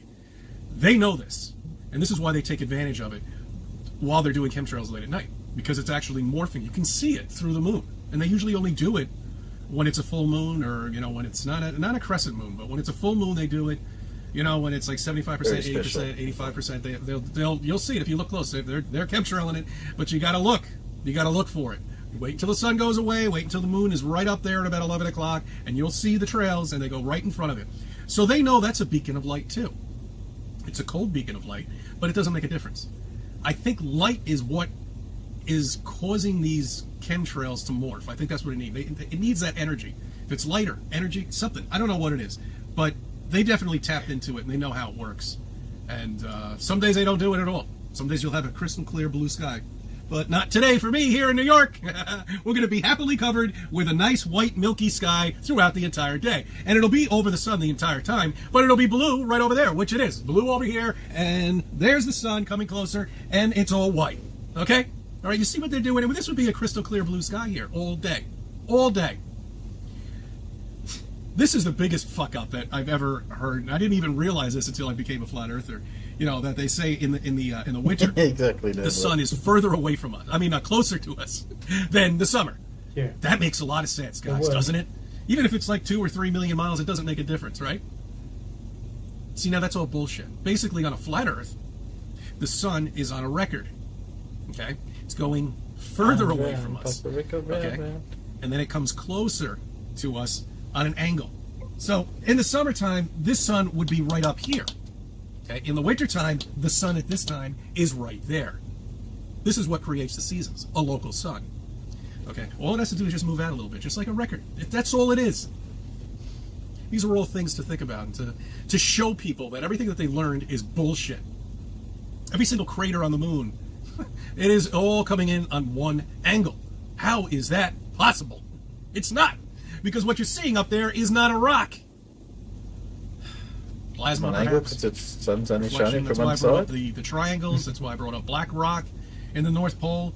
You know, these are all things that they know. All right? They know all of this shit. But they're keeping it from you. They're keeping everything from you because they don't want you to know your potential. We all have this energy inside of us. All of us. Every single one of us. All right? Now, I don't know about the NPCs out there. I'm not really sure about those. The people that you just can't talk to, or like are gone or on drugs, or I don't know what the hell's going on with some of them. I saw this one woman in a Mercedes on a highway that I take to work. She was stopped on the shoulder. Now, every morning, this is another thing, too, I want you to think about. I think Soros is creating all these accidents on the highway, especially in the morning, to fuck us all up. Because they all want us in this trained rat syndrome. You know, that's what they want us. And that's what happens when you're stuck in traffic. It's just people marching along in their little silver coffins. Or not silver, whatever color your car is. You know, basically, that's all it is. Just moving along. That's it. They like to see that. They like it. So they hire these people or whatever they are, and they just drive like maniacs on the highway. Because I never remember seeing anything like this. Yeah, once in a while you get one person to do it. But I'm talking 5, 6, 7 cars whipping past you like it's the Indianapolis 500, for crying out loud. What's going through these people at 6:30 in the morning, for Christ? Okay. I don't want to say anything like that right now. It's Christmas. Okay? For crying out loud. Anyway, I just wanted to throw that out there. There's a lot to cover, and there's a little time to do it, but people are starting to wake up. I had some people looking at me, you know, my vanity, and they gave me a thumbs up. A couple of them shined their brights at me. A couple of them honked their horn at me. I don't know what the horn honking's all about. I'm not sure. That's either you're pissed or I don't know. Who knows? Who knows? But it's just there to wake people up, and that's all we're here to do.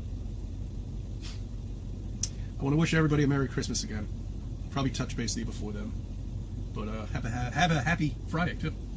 I thank you for subbing. I thank you for viewing my videos. I'm going to be a part of your life. There you go. So, when you see idiots on the road, just remember that they're paid. You know, it's they put them out there deliberately, apparently. Wish they'd tell me. It'd make my job easier. Could design this for so much easier. We'd just tell the idiots to be a bit better and not kill themselves and other people. Right around them. Silly man. Well, he's fun, isn't he? Isn't he just? Yes, he's rubbish. It is. Well, I think it's probably time for a quiz. I've got one going. So, let me pull that up. Yes, you said you had I do have a Christmas quiz. A Christmas themed quiz. Oh, not having much luck. I won't tell Paul that I misspelt my poll twice. Come to expect that. I typed the first one and I had geometry misspelt. I thought, oh, I better take that down. Pull it out. I misspelled present. I misspelled present. I thought, nah, I'm not doing it again.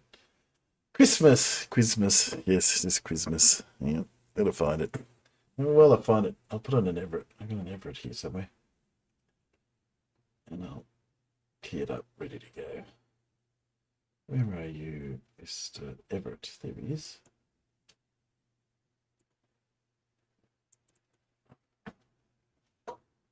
Come on. I'm going to do that. Oh, I have to do it manually. Okay. Try again. There we go.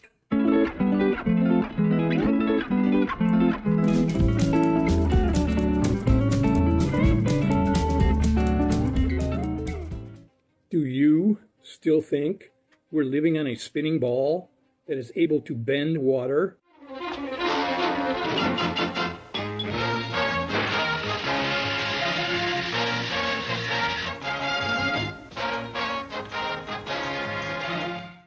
Think about that. Making water curve. The eyes are open, the mouth moves, but Mr. Brain has long since departed, hasn't he? If gravity is so powerful that it can hold trillions of gallons of water on a spinning ball. Here's Annoying Man. Welcome, Annoying Man.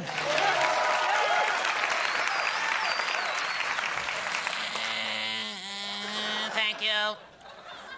Then why can a butterfly just flitter away at will?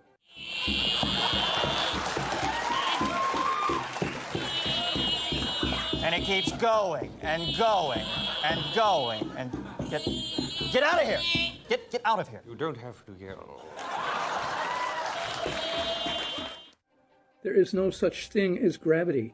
It's called density. Son of a bitch! No! It's okay! It's okay!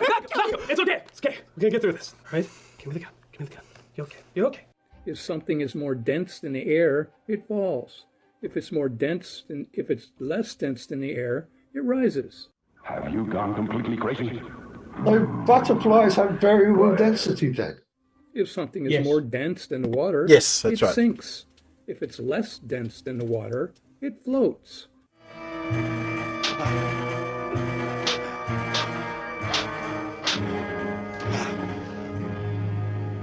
That will be quite enough. Thank you, Doctor. There is no such thing as gravity. It's density. I promise not to annoy you anymore. For example, I won't do this. Okay. I get the idea, okay? I get the idea. Knock it off. Sorry. If we're spiraling through space at a zillion miles an hour, why does the North Star never move? Why does Radio Shack ask for your phone number when you buy batteries? I don't know. Why are all the constellations in the same spot year after year? If we're hurtling through space, spiraling out of control into nothingness. Well, why go to a fine restaurant when you can just stick something in the microwave? Why go to the park and fly a kite when you can just pop a pill?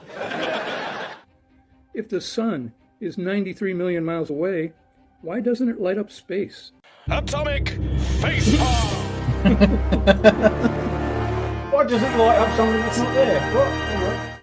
You're telling me it only Well, lights I'm up? going to say it does light up space, doesn't it? Yeah, then it can see Well, it what lights the up the other stuff in space. It lights up everything else that actually is in space, but not the, It just the doesn't light up non-existence. something that's in between those objects that isn't there because it's not there. Testing. Oh, there's Terry. Ah, Terry! Hey! Yep, we'll catch up in a sec, Terry. I'll just finish this video. Even getting up in the morning. I like to get the daily news. Come on, people. Time to wake up. Everything you know is a lie. Mr. Spock, we have yet to try the Vulcan mind meld, where you actually enter the alien's mind, meld with his intelligence, and read his thoughts. I entered Mr. Goodman's mind while you were talking to Dr. McCoy, Captain, and it was all dark and empty in there. There were little mice in the corners. I kept bumping my head on the ceiling. I don't know.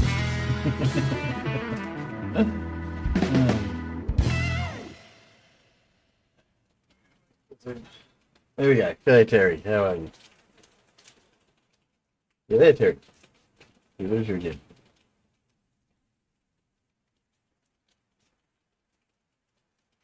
Yeah? Try that. Does that work? A little bit. Yeah. Try saying words. We'll see if that works better. Words. Words. See? Yes. Yep. You got words. Your words. But There you can go, I mate. say more? Can I say more words? You can say more words. You good.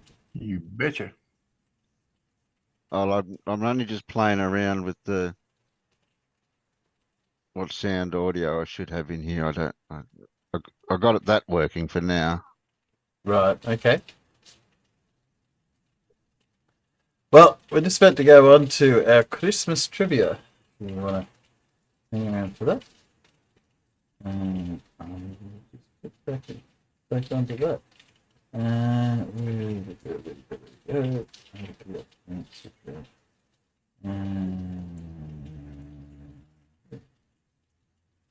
Here we go. You guys can see that?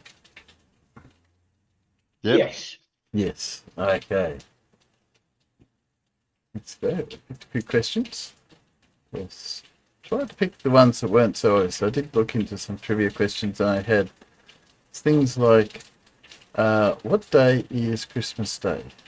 I figured that might have been a little bit too easy. So I tried to It's find... the day before Boxing Day.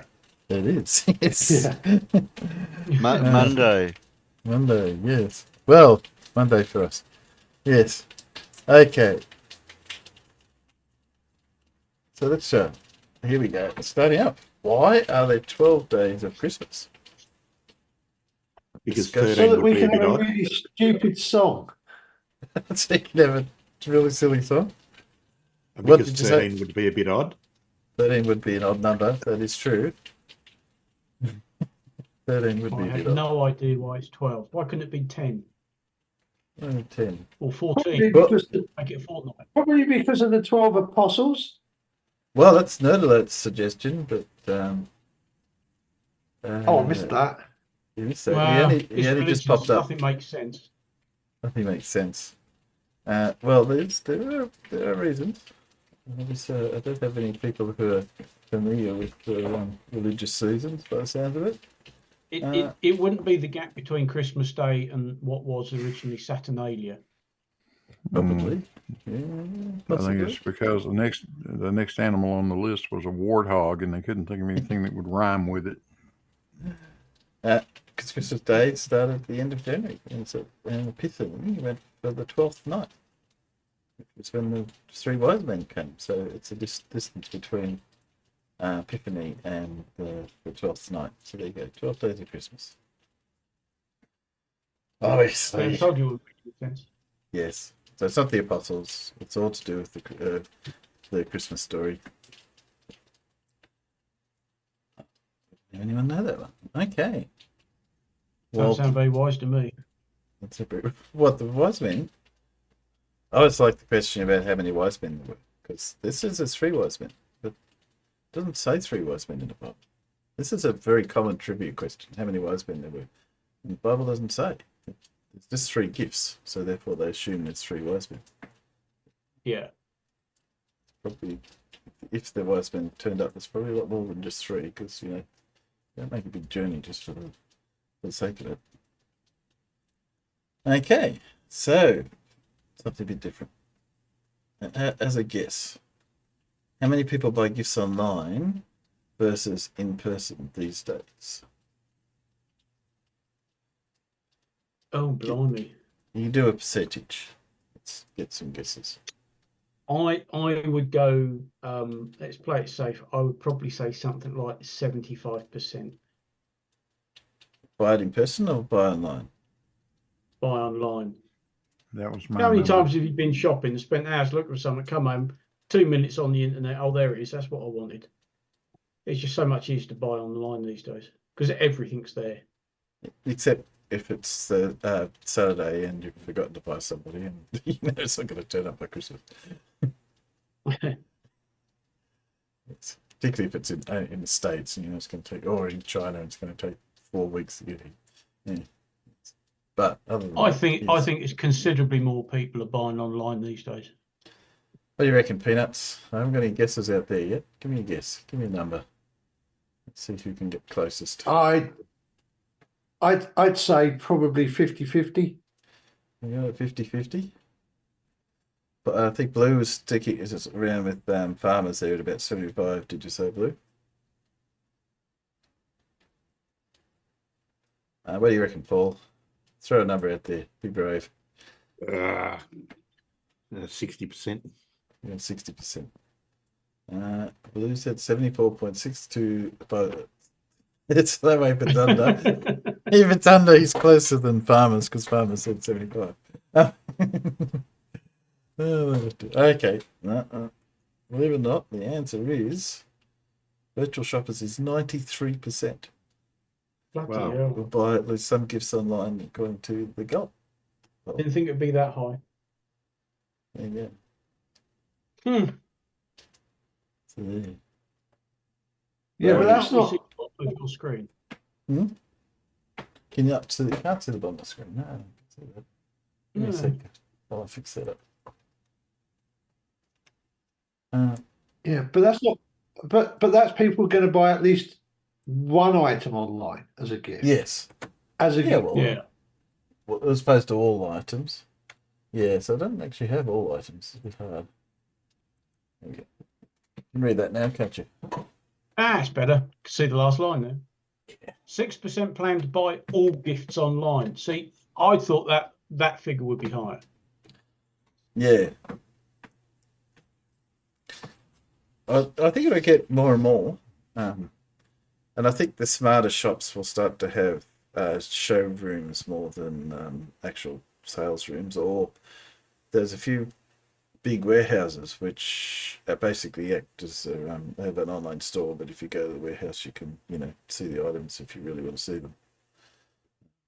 But what you mean, like Argos in this the chain Argos that we have in the UK, right? Yeah, where you basically have a show, well, a big catalogue, and you wrote the item number down out of the catalogue on a bit of paper, went and paid, and then they pulled it out of the on-site warehouse for you.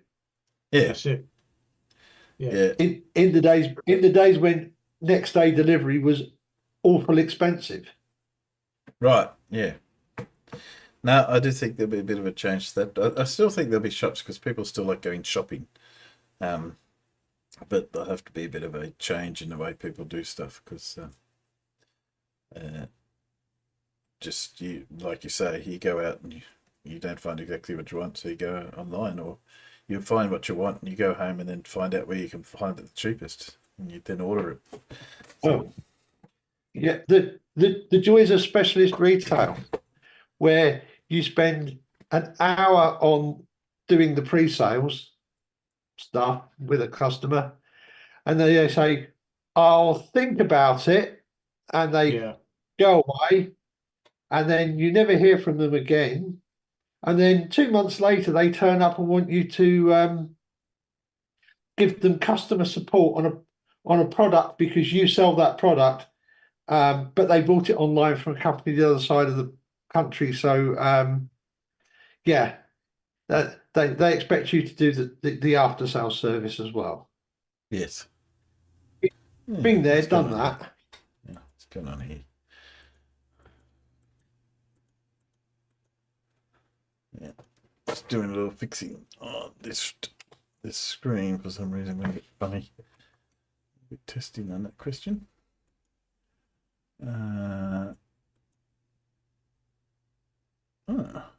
Says it should be working. What's going on there?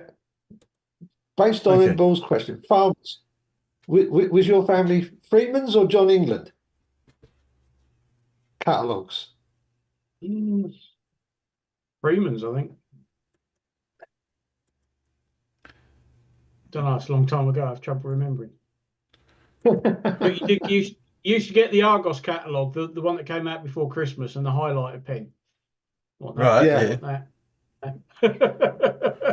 You weren't going to get them. Sorry. There we go. There's the questions and the answers. Well and done. the answers, yeah. Sorry about that. I just realised you could see that. I had it that you couldn't say for a second, and then I just realised, that was a bit sad. I tested it beforehand, but for some reason this page was they're going a bit funny. But it seems like now, if I'm looking at buying books, and particularly the books that are behind me, there's no good going to a bookshop. Yeah. No. A physical, it's no good going to Waterstones because I've now got a better collection than they have. That sort of thing has to be done online. I have before. I've gone into the big shopping centre in Milton Keynes and thought, right, I'll go spend some money. Spent an hour walking around again, and all the shops are possibly good, and then come out thinking, well, I haven't bloody bought anything. Because you haven't found anything that you wanted. And you have 5 minutes online and go, oh yeah, I'll have that, I'll have that, I'll have that. Well, you also get better choice online, you got to admit. So. Yeah. Physical shops can only have a certain amount in them. And then you go to something like, I hate to say it, you go to Amazon and they've got everything. Because they don't just have a warehouse. I know that if I order books from Amazon, they're coming down from Scotland. Because that particular fulfillment centre, because you don't call them warehouses, that warehouse in Scotland is the one that happens to have most of the books. The one that I worked in had fucking footwear and makeup and shit like that. And there'll be another warehouse that has the larger white goods and they're scattered, but you can do that because you can have these huge warehouse, buildings that are over a kilometre long and just stock a certain breadth of goods. They don't have to stock everything because there's another warehouse somewhere else that's got it and they still get it from one end of the country to the other inside of 24 hours. Yeah. Nerdler, if I had the money in the space, of course I could buy tanks online. But to be honest, 20 minutes, 15, 20 minutes up the road, and I can go and look at them myself and go, yeah, I'll have that one, please. Does it work? God, I wish I could. Well, you can make sure it works, can't you? Exactly. Yeah. You can inspect the goods before the auction. Yeah. Yeah. And if it don't work, I'll take it half an hour the other way to Misty Hughes and say, here, can you get this running, please? Yeah, I haven't won the lottery yet, so that's not happening. Yeah, electronic books. I mean, how many Kindle books have I got now? I had a bit of a splurge the other day. Yeah, there we go. 768 of them. Didn't have to go anywhere. Just went online and said, yeah, I'll have that one. Thank you. Downloaded straight to my device. Boom. Right. Yeah. Okay. Sorry about that. I am back. A little bit of quick editing. I did look through them before, but that was on a different computer. So I don't know. We'll see how many people's gone back in the live stream to read the answers. But anyway, carry on. Okay. How long ago did the Rockefeller Center tree start? The big famous one. Don't know anything about that. Don't know. They can read it to you. Yep. I know when the Norwegian tree in Trafalgar Square started. Oh, when did that start?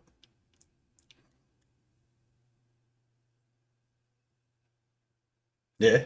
When was that? 1946. I'll take your word. A gift from the Norwegian people to the British people. Saying thank you very much. Is it still there? During the war. And is it still there? What? Well, we get a new one every year. Get a new one every year, obviously. It's a good one. So, when did it start? But I don't know anything about the Rockefeller tree. That's new to me. New to you? Any ideas? Yep. Okay. See, I'm un-American. But don't you see American TV? Come on.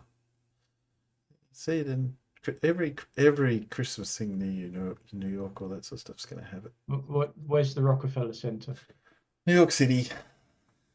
Oh, okay. Fair enough. Yeah. Fair enough. What did we just guess a decade? I'll go the 40s.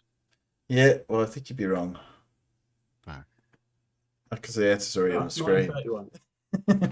Answer's already on the screen, too. 1931 was when it came in. Yes, it's been decorated ever since. I didn't want to say that I'd seen that. I pretend I didn't. You're right, mate. It's okay.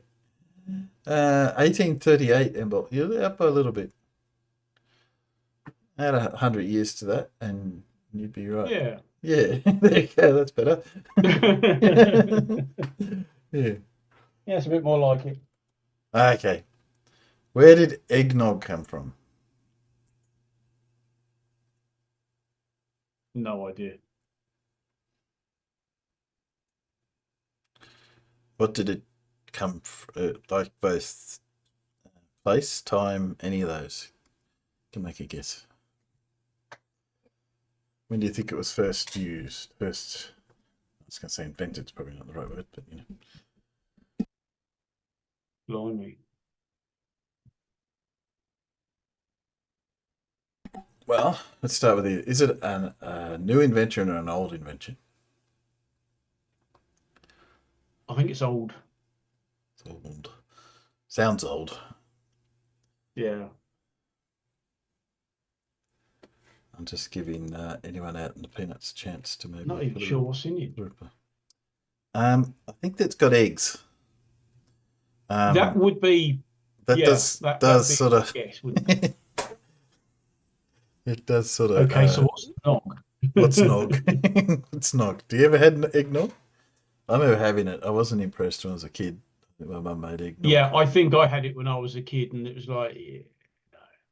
It was like, I don't get it. It's not very nice. I have this vague recollection of egg and milk mixed together type. And it does have more than that in there, but yeah. Oh yeah, it's got alcohol in it, obviously, but can't remember which. What do you reckon, Blue? No, it doesn't. No. You have to add the alcohol yourself. All right. So it doesn't normally have alcohol. You have to put it in. Yeah, you add that to your taste. Mm-hmm. Because I thought it had to have rum in it. Is that right? What do you usually put in eggnog? Just Kentucky bourbon does it for me. Yes. Oh, Embol Or says some he's fine Tennessee sipping whiskey. That'll work. yeah. Just don't put a really good single malt Scotch in it. No, I wouldn't do that. That's just put a bad single malt in there. Is that? I suppose you could put some Glenfiddich in it. I mean, that's cooking malt, isn't it? Cooking malt. I do like Nerd Alert. This is an egg. This isn't it. Well, of course it's an egg. It's not going to be an orange, is it? Yes, some sort of. So there you go. Yes, it is Middle Ages. It did come around. So it was curdled ale, hot milk that had curdled and ale. That doesn't sound particularly nice. So I don't think they make it quite the same way now. Apparently, I did read further onto this. It's mostly American drink. So I can say that because I can't say something that I've had at my place on a regular basis at Christmas. So, but you see it in the TV, American TV all the time. Got to have eggnog for Christmas. Okay, next question. Is it working? Here you go. It's probably another question none of us know the answer, but I'm sure some people. Video game console. What video console has sold the most? Now, obviously, these get sold a lot at Christmas, which is why it's a Christmas question. Well, I suppose it's a toss-up between Xbox and PlayStation, isn't it? But which one? Which Xbox or which PlayStation? Oh, we got to be specific. What PlayStation's up to now? They currently got PlayStation 5. I believe. Do you have a PlayStation 5, Paul? Yeah, I do. Yeah. I wanted one when they came, but I could never get, when it's that really hard to get after the trouble in Japan. Haven't had a PlayStation in years. Yeah. And then they went then they were selling them for the same price the scalpers were selling them at, so I gave up.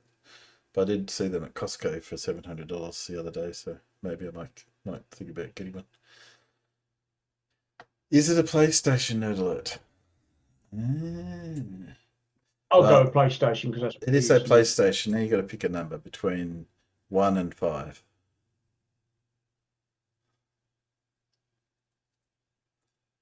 What PlayStation was the last PlayStation you played? The last one I used, I think, was probably a 3. A 3, okay. Don't think we had a 4. Yeah, I've got 4. I think we might have. I think one of mine might have had a PlayStation 2. Yeah. The answer is PlayStation. So I'll go with 2. 2 is the most. Oh. DS was very close. I do have fond memories of the original one because I had a mate who was in the Grenadier Guards and he'd come out on leave and he was going back. He said, "Yeah, you can borrow this whilst I'm sort of back with the regiment if you want." Yeah. And of course, it was PlayStation 1 and the Die Hard trilogy. I remember getting home and setting up and thinking, I'll just have a couple of hours on it. 7 hours later, when my thumbs hurt. It's a bit like that with. I got a machine gun. I was hooked.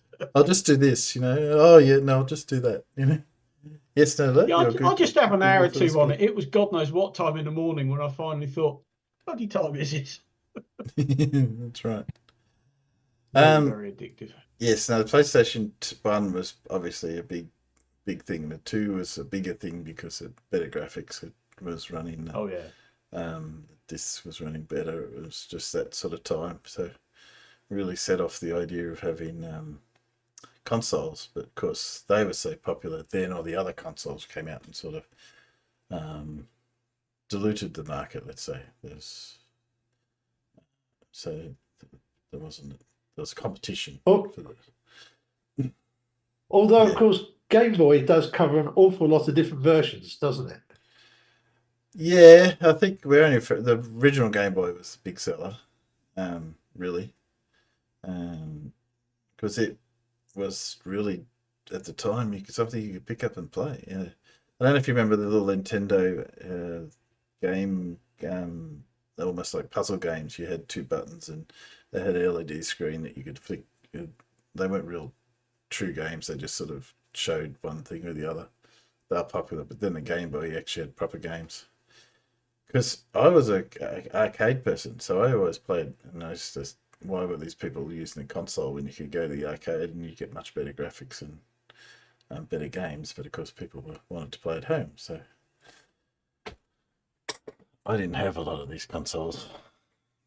I played the proper games. Anyway, moving on. On what day do Orthodox Christians celebrate Christmas? That should be do, not to. Yes. Oh, because they didn't adopt the Gregorian calendar, did they? So it's kind of like, is it about a month earlier than the Gregorian? Why would you say a month?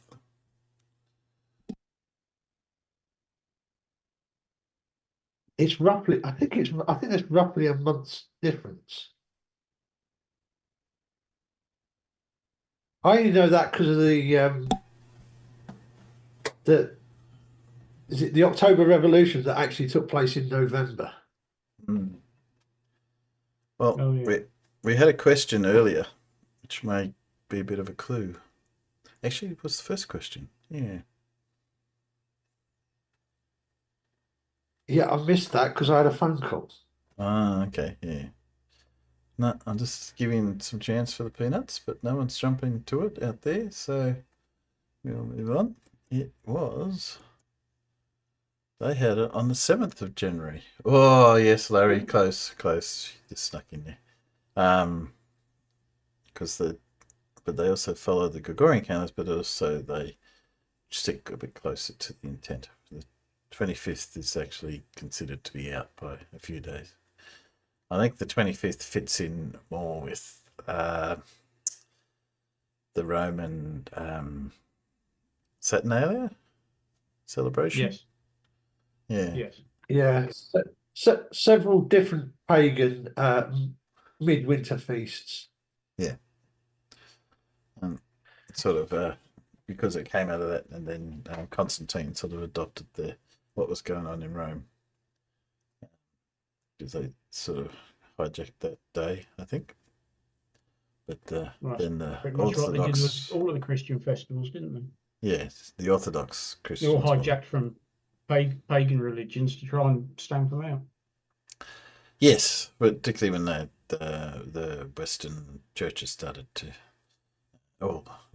mixed up with their imperialism, they would adopt both gods and festivals. So they'd say, "Oh yes, you follow this god. Who's the biggest god you've got? Oh yeah, well it's our god, and all these other gods are just like the saints." And, yeah. It was a very common way of getting in. Moving on. Okay. What was the first Christmas carol broadcast from space? Actually, this is controversial, this question. But you'll see that in a sec. Would it be Silent Night by any chance? Would it be? Well, that's one answer. Any other answers out there? No, but it's as good an answer as any. But it's one bit of space trivia I don't know. Because I have a feeling that was during Apollo 12.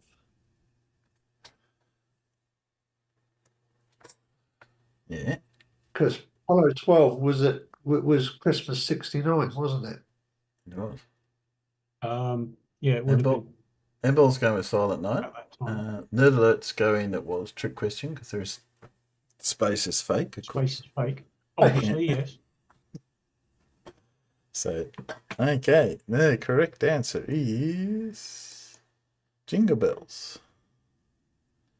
Gemini 6, 1965. Now, why is that controversial? I'm going to ask Paul a question. Paul, would you consider Jingle Bells a Christmas carol? Oh, it's hard to say. I don't think so. Yeah, no, that's I don't think it's a Christmas carol. Might be a Christmas song. Don't know about Christmas carol. That was the controversial bit. So I can't actually say. So it is quite possible. Silent Night might be the first Christmas carol. Oh, here we go. Although it has no original connection to Christmas, it became associated with Christmas, with winter and Christmas music in the 1860s. Yes, that's right. It's also not a carol in the strictest, well, my understanding of music for carols. Yeah.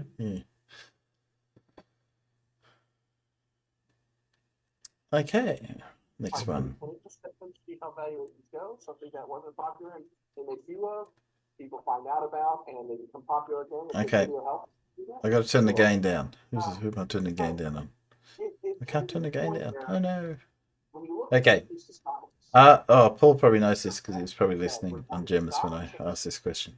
Are Santa's reindeer male or female? Not making any inroads. For a company as big as Spender to like come to that. Paul, you're hot micing, I think. Who is it? Paul or? It was Paul. It was Paul lighting up. Yeah, well, Blue's muted, so it wasn't him. Can't be Blue. Paul, No. yeah, like Alan said. No, it wasn't me either. I was muted too. Yeah. Okay. Are Santa's reindeer male or female? Yes. Yeah, I'd say yes. Yes. Yes. I'm just trying to remember if they're pictured with antlers or not. Mostly they have antlers. Yeah.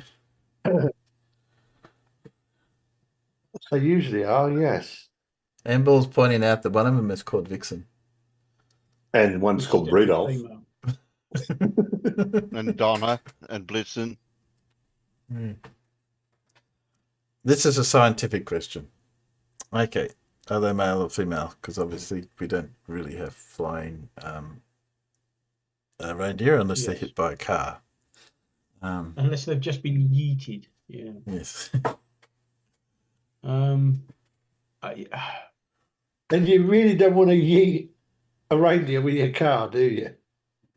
No, I've seen plenty of cars written off by trying to yeet deer. Yeah. Generally deer that are a lot solid than a reindeer. Yeah. Okay. They're solid. So both Noodle I'm going to take take and Judy say male. I think they're female. I don't think they've got. I think only Rudolph's got antlers. Not sure.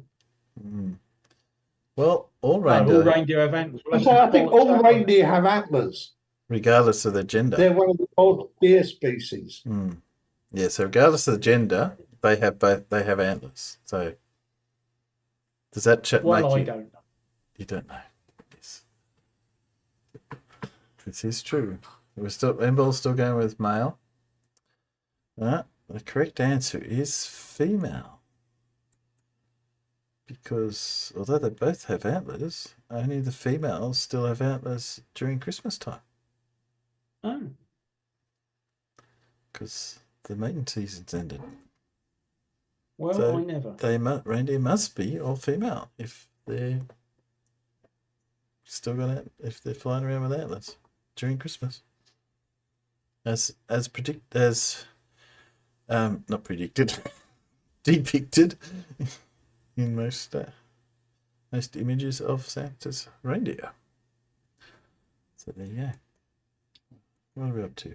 Up to the last question. Oh no, Rudolph was female. Yeah, so there you go. Well, either that he was a bit deformed and a little switching around going on or something. Yeah. Yeah, that's right. You can't have antlers. Bloody hell, Unless he didn't have antlers, of course. If Rudolph didn't have antlers, then he'd be fine. Okay. How many total gifts? Here's a maths question. In the 12 days of Christmas.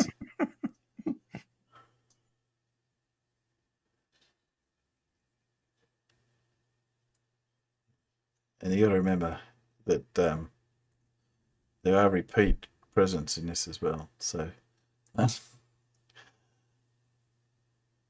yes, disclaimer: flying reindeer don't actually exist. So, yes, maybe flying reindeer could be male. So that is possible. We're getting Nerdalert reckons there is 66 presents, and he would be wrong. I thought it was going to be 12 factorial, but no, that's multiplying, not adding. Alan. Yeah. Oh bugger! Yeah. Oh, holy shit! Yes. Okay. Brain fart. We're getting. I realised that when I put my calculator in, it was a far too big a bloody number. Okay, we got Nerdalert saying he reckons now 78. Blue Marble reckons 78. We've got Larry who retracted his message, so he's decided that that's not confused. I think Okay. it's way higher than that, but I can't be asked to work it out. No. Because on the 12th day, you got 12 and 11 and 10 and 9 and 8 and so on and so forth. Yes. And then on the 11th day, you've got 12 less than that. You got 11 plus 10 plus 9 plus 8 and like I said. And oh, Terry's had a punt. I just couldn't be asked to work it out because it's Saturday and bollocks to it. Yeah. Terry said 364. Yes, because he's Google Food, Terry? Or did you Me? work there? Yeah. Me? No, I wouldn't know how to do it. Google. Yeah. I reckon it's something like that figure. It's quite a high figure because on the first day you get 1, on the second day you get 3, on the third and so on and so forth, you know. I'll put the formula out in the. Yeah, there. Yeah. There's the formula. It's all right. It's in the question. So the answer is 364. Yeah. And there's the formula. 1, 6, 7, You think 10 I'd be able to plus figure 1 that plus 2? formula out and get that answer? No. Because you end up with an awful lot of gold rings. You do, yes. So there you go. Not too sure why you need all these calling birds, whatever they are. Calling birds, no. 3 French hens. Well, you could have a pretty good feast at the end of it, though. But well, there's something I saw on Twitter earlier this morning, and it was the thing was, woman, I need some last minute presents. Bird breeder. Hang on, I've got an idea. And it wasn't 12 days of Christmas because most of them are birds, aren't they? have you ever? I don't know if you guys. Who the hell gives away milking maids for Christmas? Maids milking and ladies leaping and Lords are leaping. Lords are leaping. I'm not saying it's perfect, but it made me chuckle. Yeah. Have you ever heard? Oh, I can't think of the person who did it. It's the letter of done from the point of view of the person receiving the gifts and saying how nice it is that you've given me this turtle dove, and then the next day, Somebody quite famous more did that, gifts, didn't they? and then more gifts, and then the ducks are fighting with such and such, and I do appreciate the gold rings. I've had to sell them to pay for the food for the or whatever it is. Yeah, that's a really funny piece. It usually crops out at Christmas, but it is funny every time you hear it. There you go. So 364 in ball. 364. Most people don't forget that the presents are repeated every day. They're not just once a thing. Okay. Here's a estimate. I don't know if we've got anyone here who would know this. How long does it take for a tree to reach average height for a Christmas tree? Which obviously ought to vary a little bit depending on the breed of fir tree or pine tree. But it depends how high your ceiling is. Yeah. Well, no. Depends on what the average height of a Christmas tree is. And the average height of a ceiling. I get the feeling most Christmas trees are going to be about 6 foot, aren't they? Yeah. Tops. Yes. So how long do you reckon it takes to get to that? Yeah, that's the one, farmers. I think. Is that the one? I don't think I can play it. I'm sure it'd be copyright.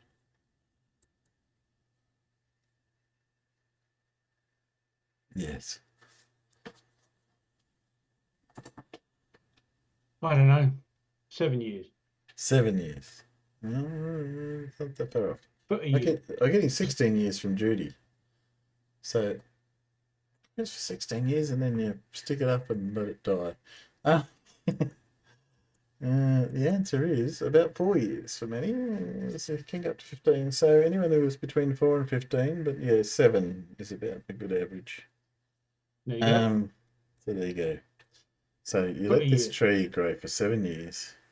You cut it off the base and stick it in your living room. Let it dry out and become a fire hazard. Then you throw it out to the street. What a life.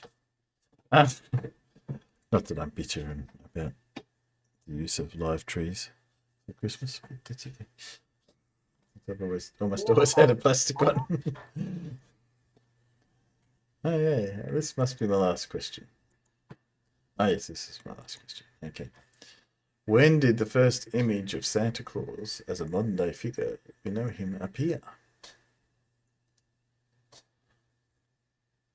1930s? 1930s, that's a reasonable guess. Yeah, that sounds good. I'd go with that. I'm pretty sure it was an invention of the Coca-Cola company, wasn't it? Not the first image of Santa Claus, but the one that we know today is, yes. Well, the one with the red, the one with the red suit with the white front that just happens to be the same colours as Coke, yes. But that's not the one I'm talking about. Yeah. That's why I said the modern day figure as we know it is the Coca-Cola one, isn't it? Yes, that's the Norman Rockwell one. The Johnny Fat Man with a big white beard dressed in red and white. Yes, that's the Norman Rockwell paintings, because obviously emphasised the Coca-Cola colours and the general shape. But no, that was not where the first that sort of concept came from. But you are close. I haven't got any peanuts, aren't giving me any other numbers, so the answer is 1963. Whoops, too far. There we go. Harper's Magazine ran this image. 1863. 1863. Yeah. So you're much closer. Back in the Union Army kit. So that's how long we've had that sort of general shape of Santa Claus. The rotund man with beard. Doesn't quite look like the bishop that generated the first Santa Claus. But, there you go. I prefer the Hogfather. Sorry, the Hogfather. Yes, he's much more interesting. I prefer Death dressed up Death as as Santa. Yes, he was much more interesting, wasn't he? Ho ho ho. Yes. Terry Pratchett. Oh, he had a lot of That'd be one of my obligatory Christmas Day films. That and Die Hard. Die Hard is always voted as the #1 Christmas film. But it's not a Christmas movie. Yes, it is. It is. Die Hard one is definitely. Die Hard is definitely it's set Christmas. at Christmas. They're having their Christmas party in Nakatomi Plaza. Yeah, so he cuts his feet on the baubles at one stage. So yeah, definitely Christmas. It's like the other great Christmas movie of that period, Lethal Weapon. Yeah, I wouldn't call that a great. I haven't seen that in a dog's age. I must. In fact, I'm just going to go to my website and find it and save it. Do you think Lethal Weapon has held up as well as Die Hard though? was Mel Gibson in his better days, you know. He definitely was his better Oh yeah, that days. was I found that was the one you're on about, and the letters are getting more and more. Yes, there's a piece that gets played on ABC Radio here, where this is performed by a person. Yeah, I've heard that done as well. Yeah, I'm sure somebody's done it as part of their sort of stand-up routine, but I can't remember who it was. Gets more and more frantic, you know. And the last one's from their solicitors or whatever, I think. Yeah, that's it. Yeah, you rotten mouse. There are now 10 ladies dancing. Now the cows can't sleep, and they've got diarrhea. The commissioner of the building has subpoenaed me to give me a cause for building why it should be concerned. I'm calling the police on you, Angus. I'm calling the police, Angus. Yes, it is quite a funny picture. I have a feeling it goes on more than this, but yes, that's the system. That was the first one I found. But I thought, yeah, I've seen. No, that's a good one. Seen Yes. one of those lines. Well, let's do something we haven't done. Personally, haven't done for a little while. Dinosaurs actually existed. Wouldn't there? Hang on, let me do it so you can see. Yes, of course they did. Turn the volume down a little, maybe even. I have to turn it down here. Yeah. Just you can see that.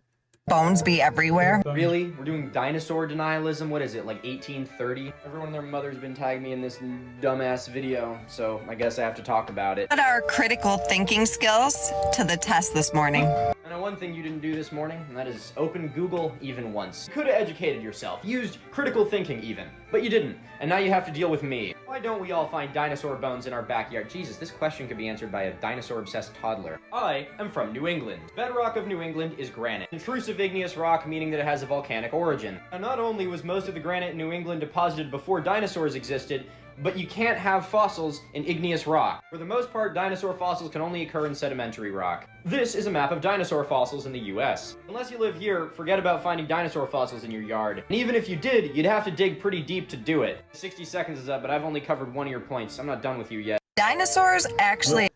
Sorry, it's short. He makes a very good point. He does, doesn't You're he? not going to find fossils in igneous rock. No, not likely. Or indeed metamorphic rock. But I don't have to travel very far to be able to find a few dinosaur. Well, a few very old fossils. And I've got half a jar of fossils that I found in the gravel in my garden, in the pea shingle. Yeah. I can sit there and wade through it and pull them out every couple of minutes. I when I was a kid, we went on holiday to a place called Charmouth. It's on what is euphemistically called the Jurassic Coast, down in Dorset. Down south, yeah. And walking down the beach and whacking stones together. They didn't have a hammer. I found Annamite fossils about that round. Yeah. There's a few old fossils in here. There are. Going for that.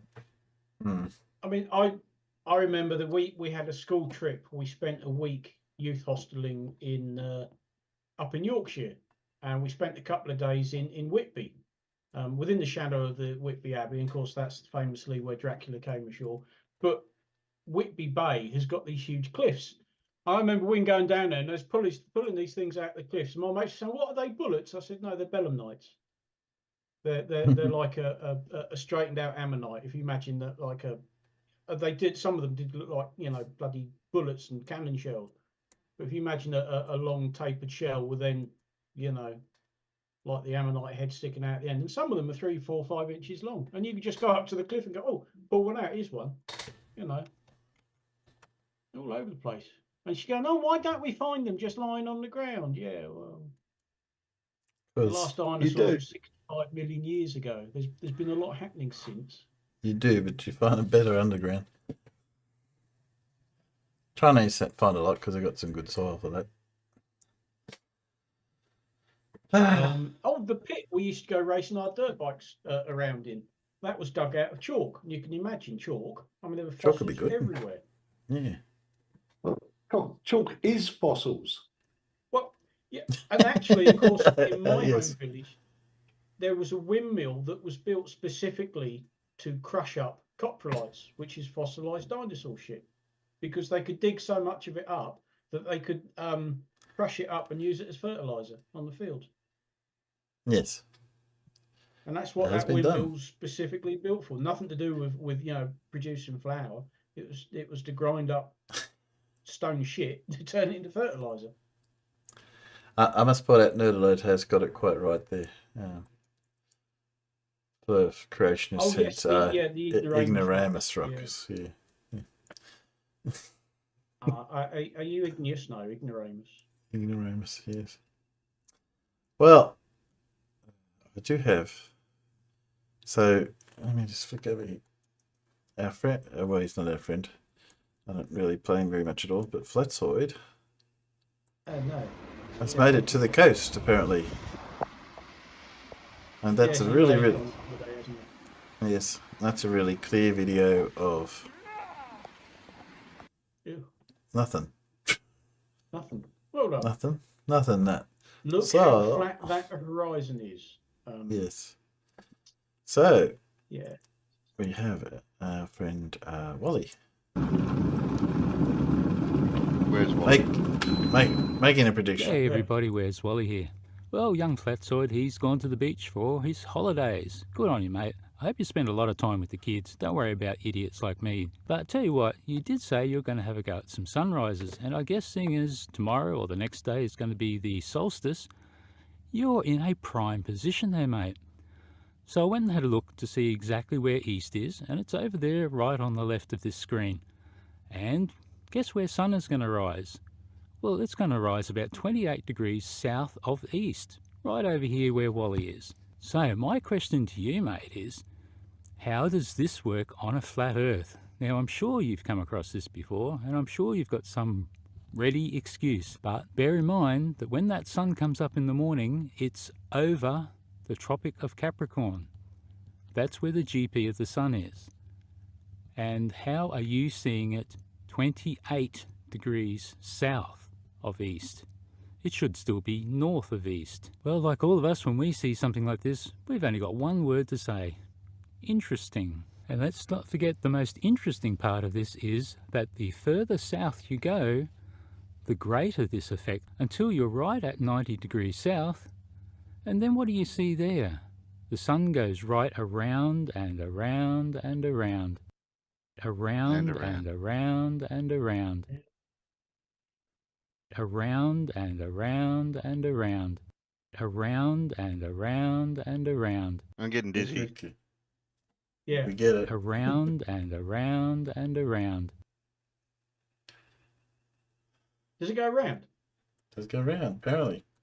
Is that what he's trying to say? East. Well, like all of us when we... I never alarm you, but I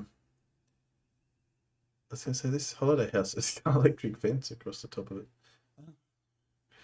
I think that says something about South Africa. Yes, I was looking at it, I was thinking, what are those poles? Oh yeah, that's wires for the electric fence running across the top. That is, isn't it? That's an electric fence. Yeah. Mm. On top Yeah, of well, unfortunately, it is South Africa, isn't it? Yeah, I know. It's yeah, because if you take the letters that make South Africa and rearrange them, it comes out a shithole. Yeah. We had quite a few. I looked it up, Nimble. We had quite a few South Africans come over here just before the transition over because they decided it was safe to get out. They're probably right. That was when they were taking over all the farms and just it wasn't safe to be in a South Africa at all. It can be lawless. It's gone up and down a little bit. I don't think it's so good at the moment. Power's a bit of a problem, as we know from our friends who have to pedal a lot before they can answer Paul's quiz. Okay. So, well, Do you reckon here, Flatsoid will actually cover this properly? I don't think so. He'll make up something or other. We'll see how that comes back. Anyway, challenges out there. I thought I'd play. I haven't done an Anton for a long time, but this piqued my interest. How many people know about brown dwarfs? Brown dwarfs? Brown dwarfs. Okay, let's talk about. Know about brown dwarfs? I didn't know about brown dwarfs. Is that racist?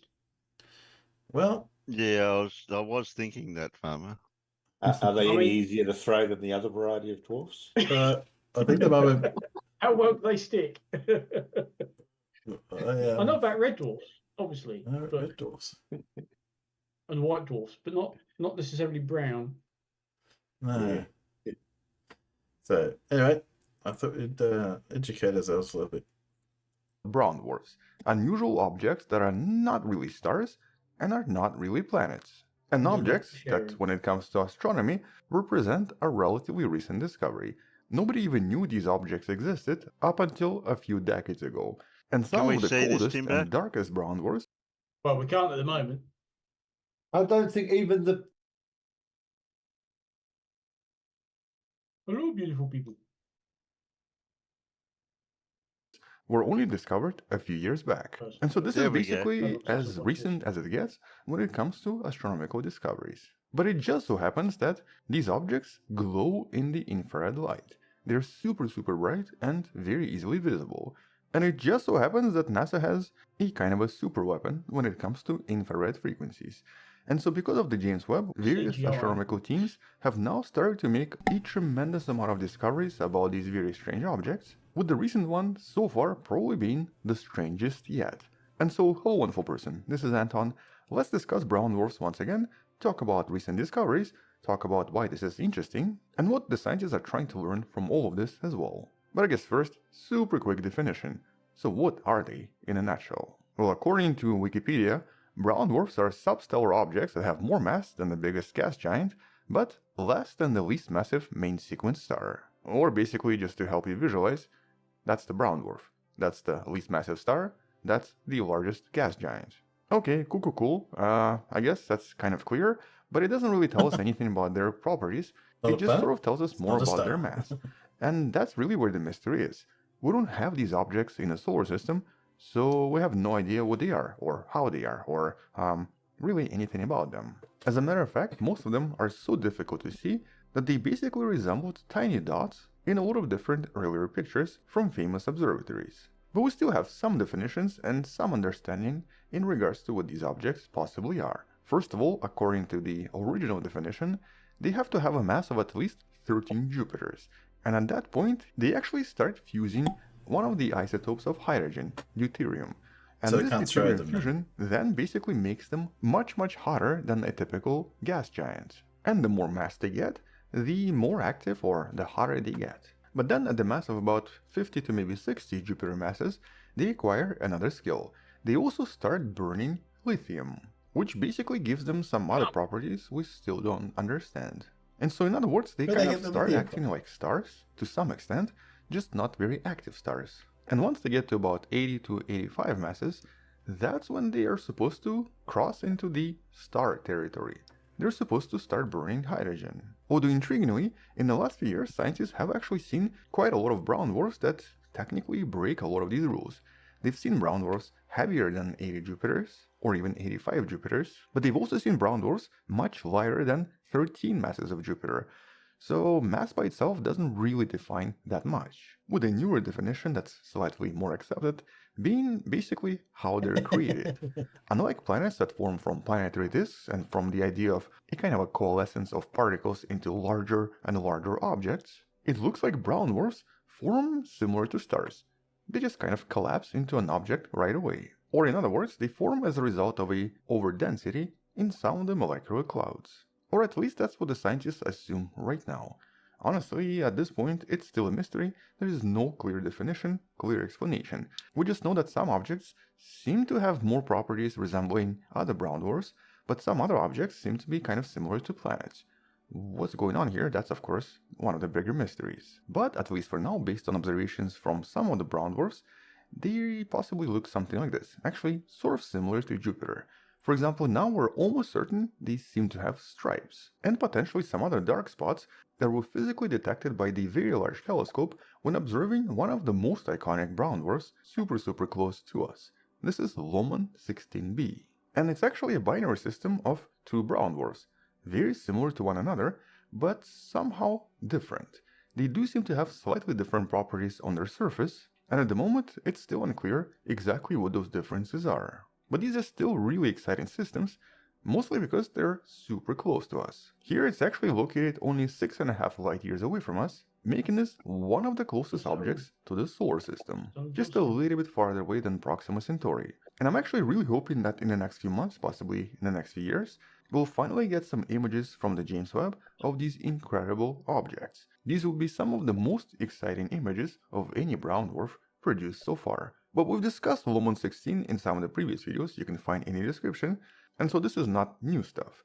New stuff is coming from another study by Kevin Lomon, the same guy who found these things, but also from this very beautiful star cluster known as IC 348, located 1,000 light years away from us, that's known for having a lot of unusual objects, including very small brown dwarfs. Much smaller and much more timid than anything else we've seen so far. And so for the past few months, Lomon and his team were basically trying to find more objects in here, specifically focusing on brown dwarfs, and using an instrument extremely good at detecting all of this. And it just so happens that they found at least 3 new members that seem to be very strange compared to previous brown dwarfs. First of all 3 were kind of hot. 1100 to 1800 Kelvin. That's basically a temperature of a typical brown dwarf, but not a temperature of a typical star or a typical planet. Definitely brown dwarfs, because it's impossible to explain this hot temperature otherwise, I think. I mean, maybe there was a collision, but that's super rare, and for all 3 of them to have this, that is practically impossible. So... Oh, I'm taking it from it that basically brown dwarfs anything that's not a planet that isn't a star yet. Seems to be where that fits. Did you cover any of this, Paul? Or is this all not in your field?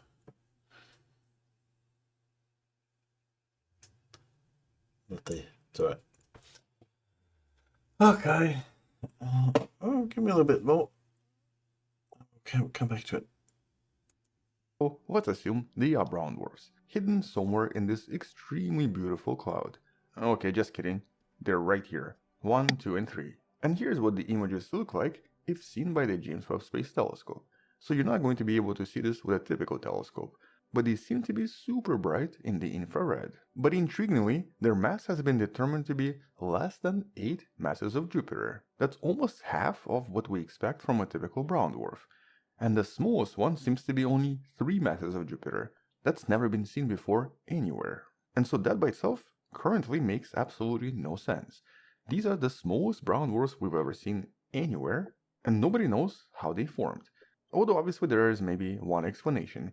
Maybe these are planets, and the initial assumption is just incorrect.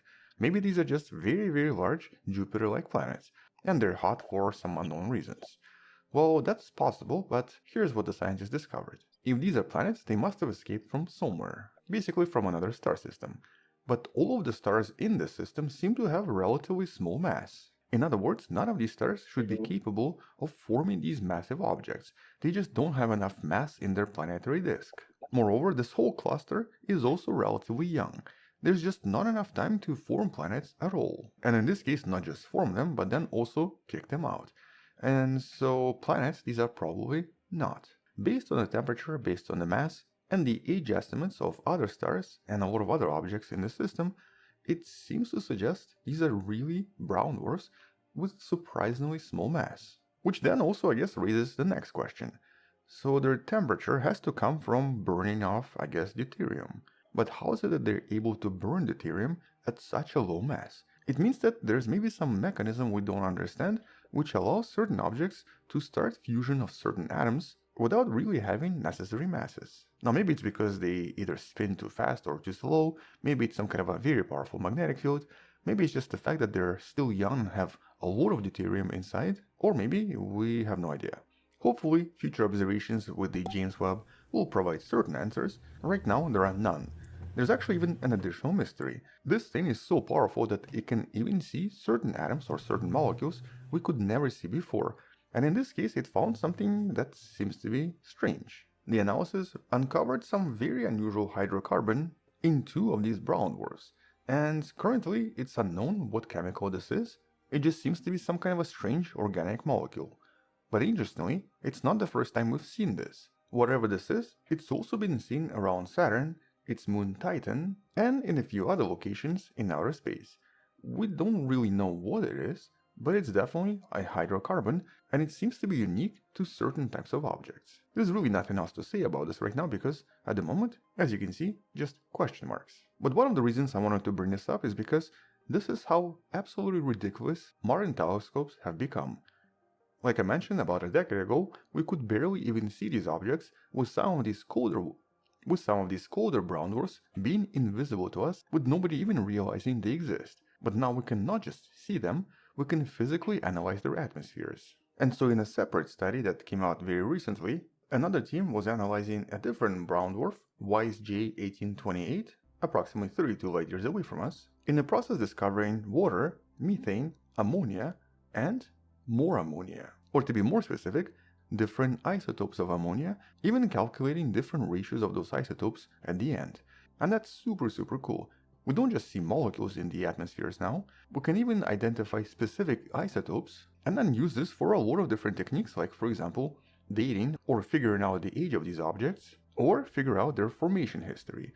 And in this case, these isotopes of ammonia provide us with a bit of that. Here, a very low content of one of the isotopes almost definitively implies that this object was formed very similar to a star, a gravitational collapse, and not like a typical planet, inside a cloud containing certain types of molecules. And so here, by looking at the ratios, it even becomes possible to determine what part of the cloud this object was formed in, or if this is a planet, how far away from the star it was formed as well. So I guess a kind of a geolocation system. And that's on top of the fact that this brown dwarf is super hard to see.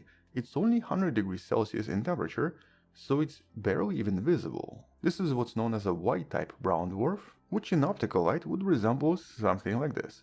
Very dark, and technically magenta in color, not really brown. But that's not the point. The point is that the modern technology has gone so far now that we can analyze their atmosphere and potentially interpret their history directly. And so I think in the next 2 to 3 years, we're going to hear a lot of news about these objects because we can finally figure out what's going on here, where exactly they formed, and very likely discover a lot of really cool stuff about them that we currently cannot imagine. Here's what the initial pictures of these objects looked like, and this is essentially how we found out about their existence. So yeah, modern astronomy is definitely moving at a very fast pace. But until future discoveries, that's kind of all I wanted to mention. Check out previous videos on brown dwarfs in the description below. Thank you for watching, subscribe, share this with someone who loves learning about space and sciences, come back tomorrow to learn something else, support this channel on Patreon by joining the channel membership or by buying the Wonderful Person t-shirt you can find in the description. Stay wonderful, I'll see you tomorrow, and as always, bye bye. Bye bye. Bye bye. That was interesting.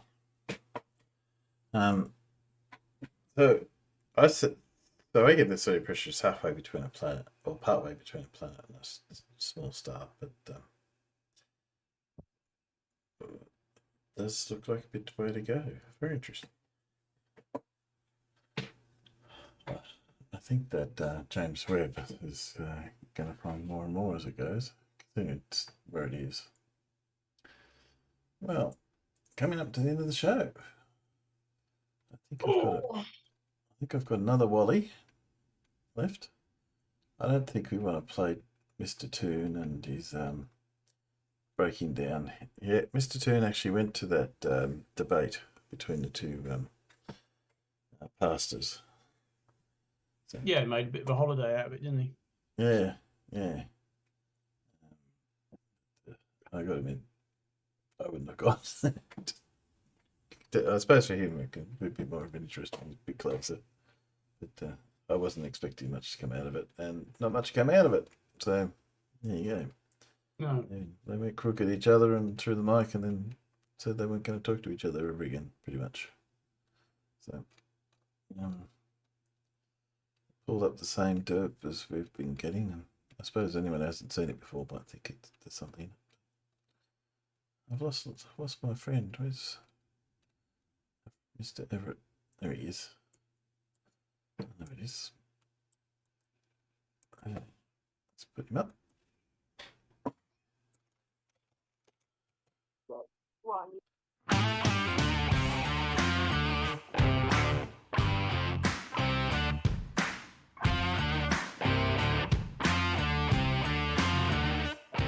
The hardest conspiracy theory to accept is that the Earth is not a spinning fucking rocket ball. I think I need a little secret sauce. That's the hardest one to accept because it's so beaten in your head. Yet, it's the easiest one to disprove. Oh, God. Remedial reading test tomorrow. I mean, what do I care if Jack and Jill fell down a hall? I mean, why were they even in the building? There is mounds of evidence that would lead you to believe that everything they tell us about what the Earth does and what it is wrong. How was school? Good. My teacher said I was intelligent. You mean intelligent? Oh, yeah. What a kind and generous teacher you have. One day I'm gonna graduate high school just like Robert, huh, Dad?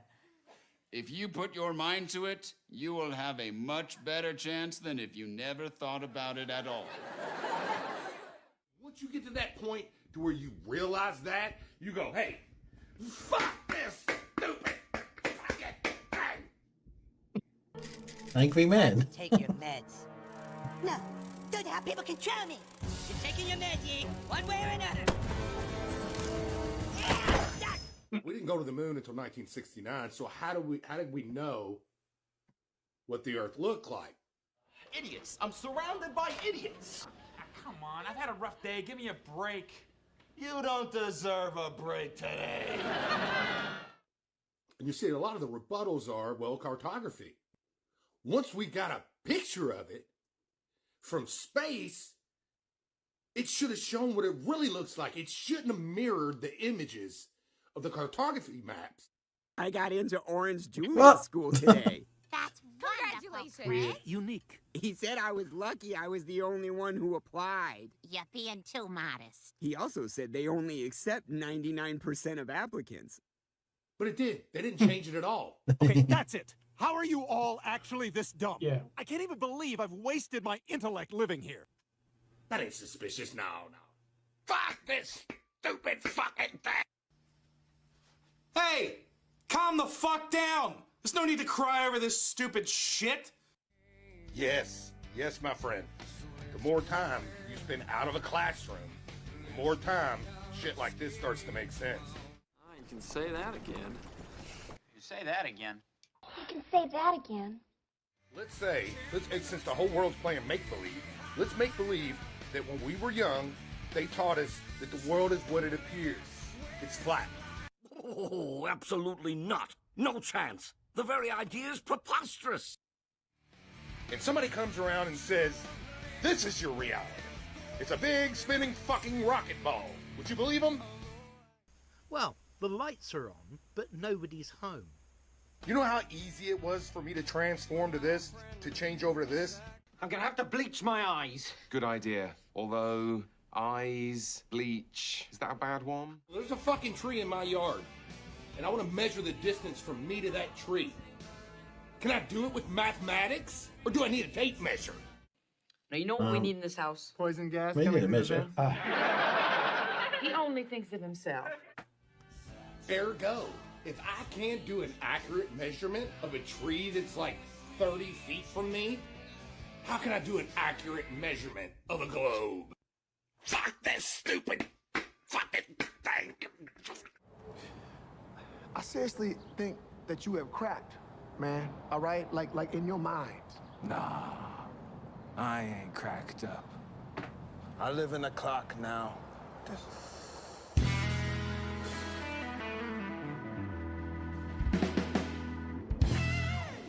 Well, he was an angry old man. Yeah. And yeah, you don't need to tape measure necessary to measure the tree in your yard. Transfer those measurements across. Well, we've gone past our allotted time, Peanuts. Time to say goodbye. I'll be running one next Saturday, which is the... Just checking. Saturday is the 30th. But I'll see how the week progresses. Maybe we might do something around New Year, but we'll see what's going on. Okay. We'll start again, definitely, probably around the 6th. And we'll catch up with you then. So, thanks, guys. Good to see you for the year. Hope you all have a Merry Christmas and a Happy New Year. And we will catch up with you then. You guys want to say, give some wishes to the Peanuts? Thank you, Peanuts. See you, Peanuts. See you, Peanuts. Merry Christmas, Peanuts. Merry Christmas, Peanuts. Yeah. See you guys. I hope you all eat and drink far too much. Yeah. On the hangover. Now you tell me. Yeah. Okay. Well, you haven't stocked up on beer. Okay. See you, Peanuts.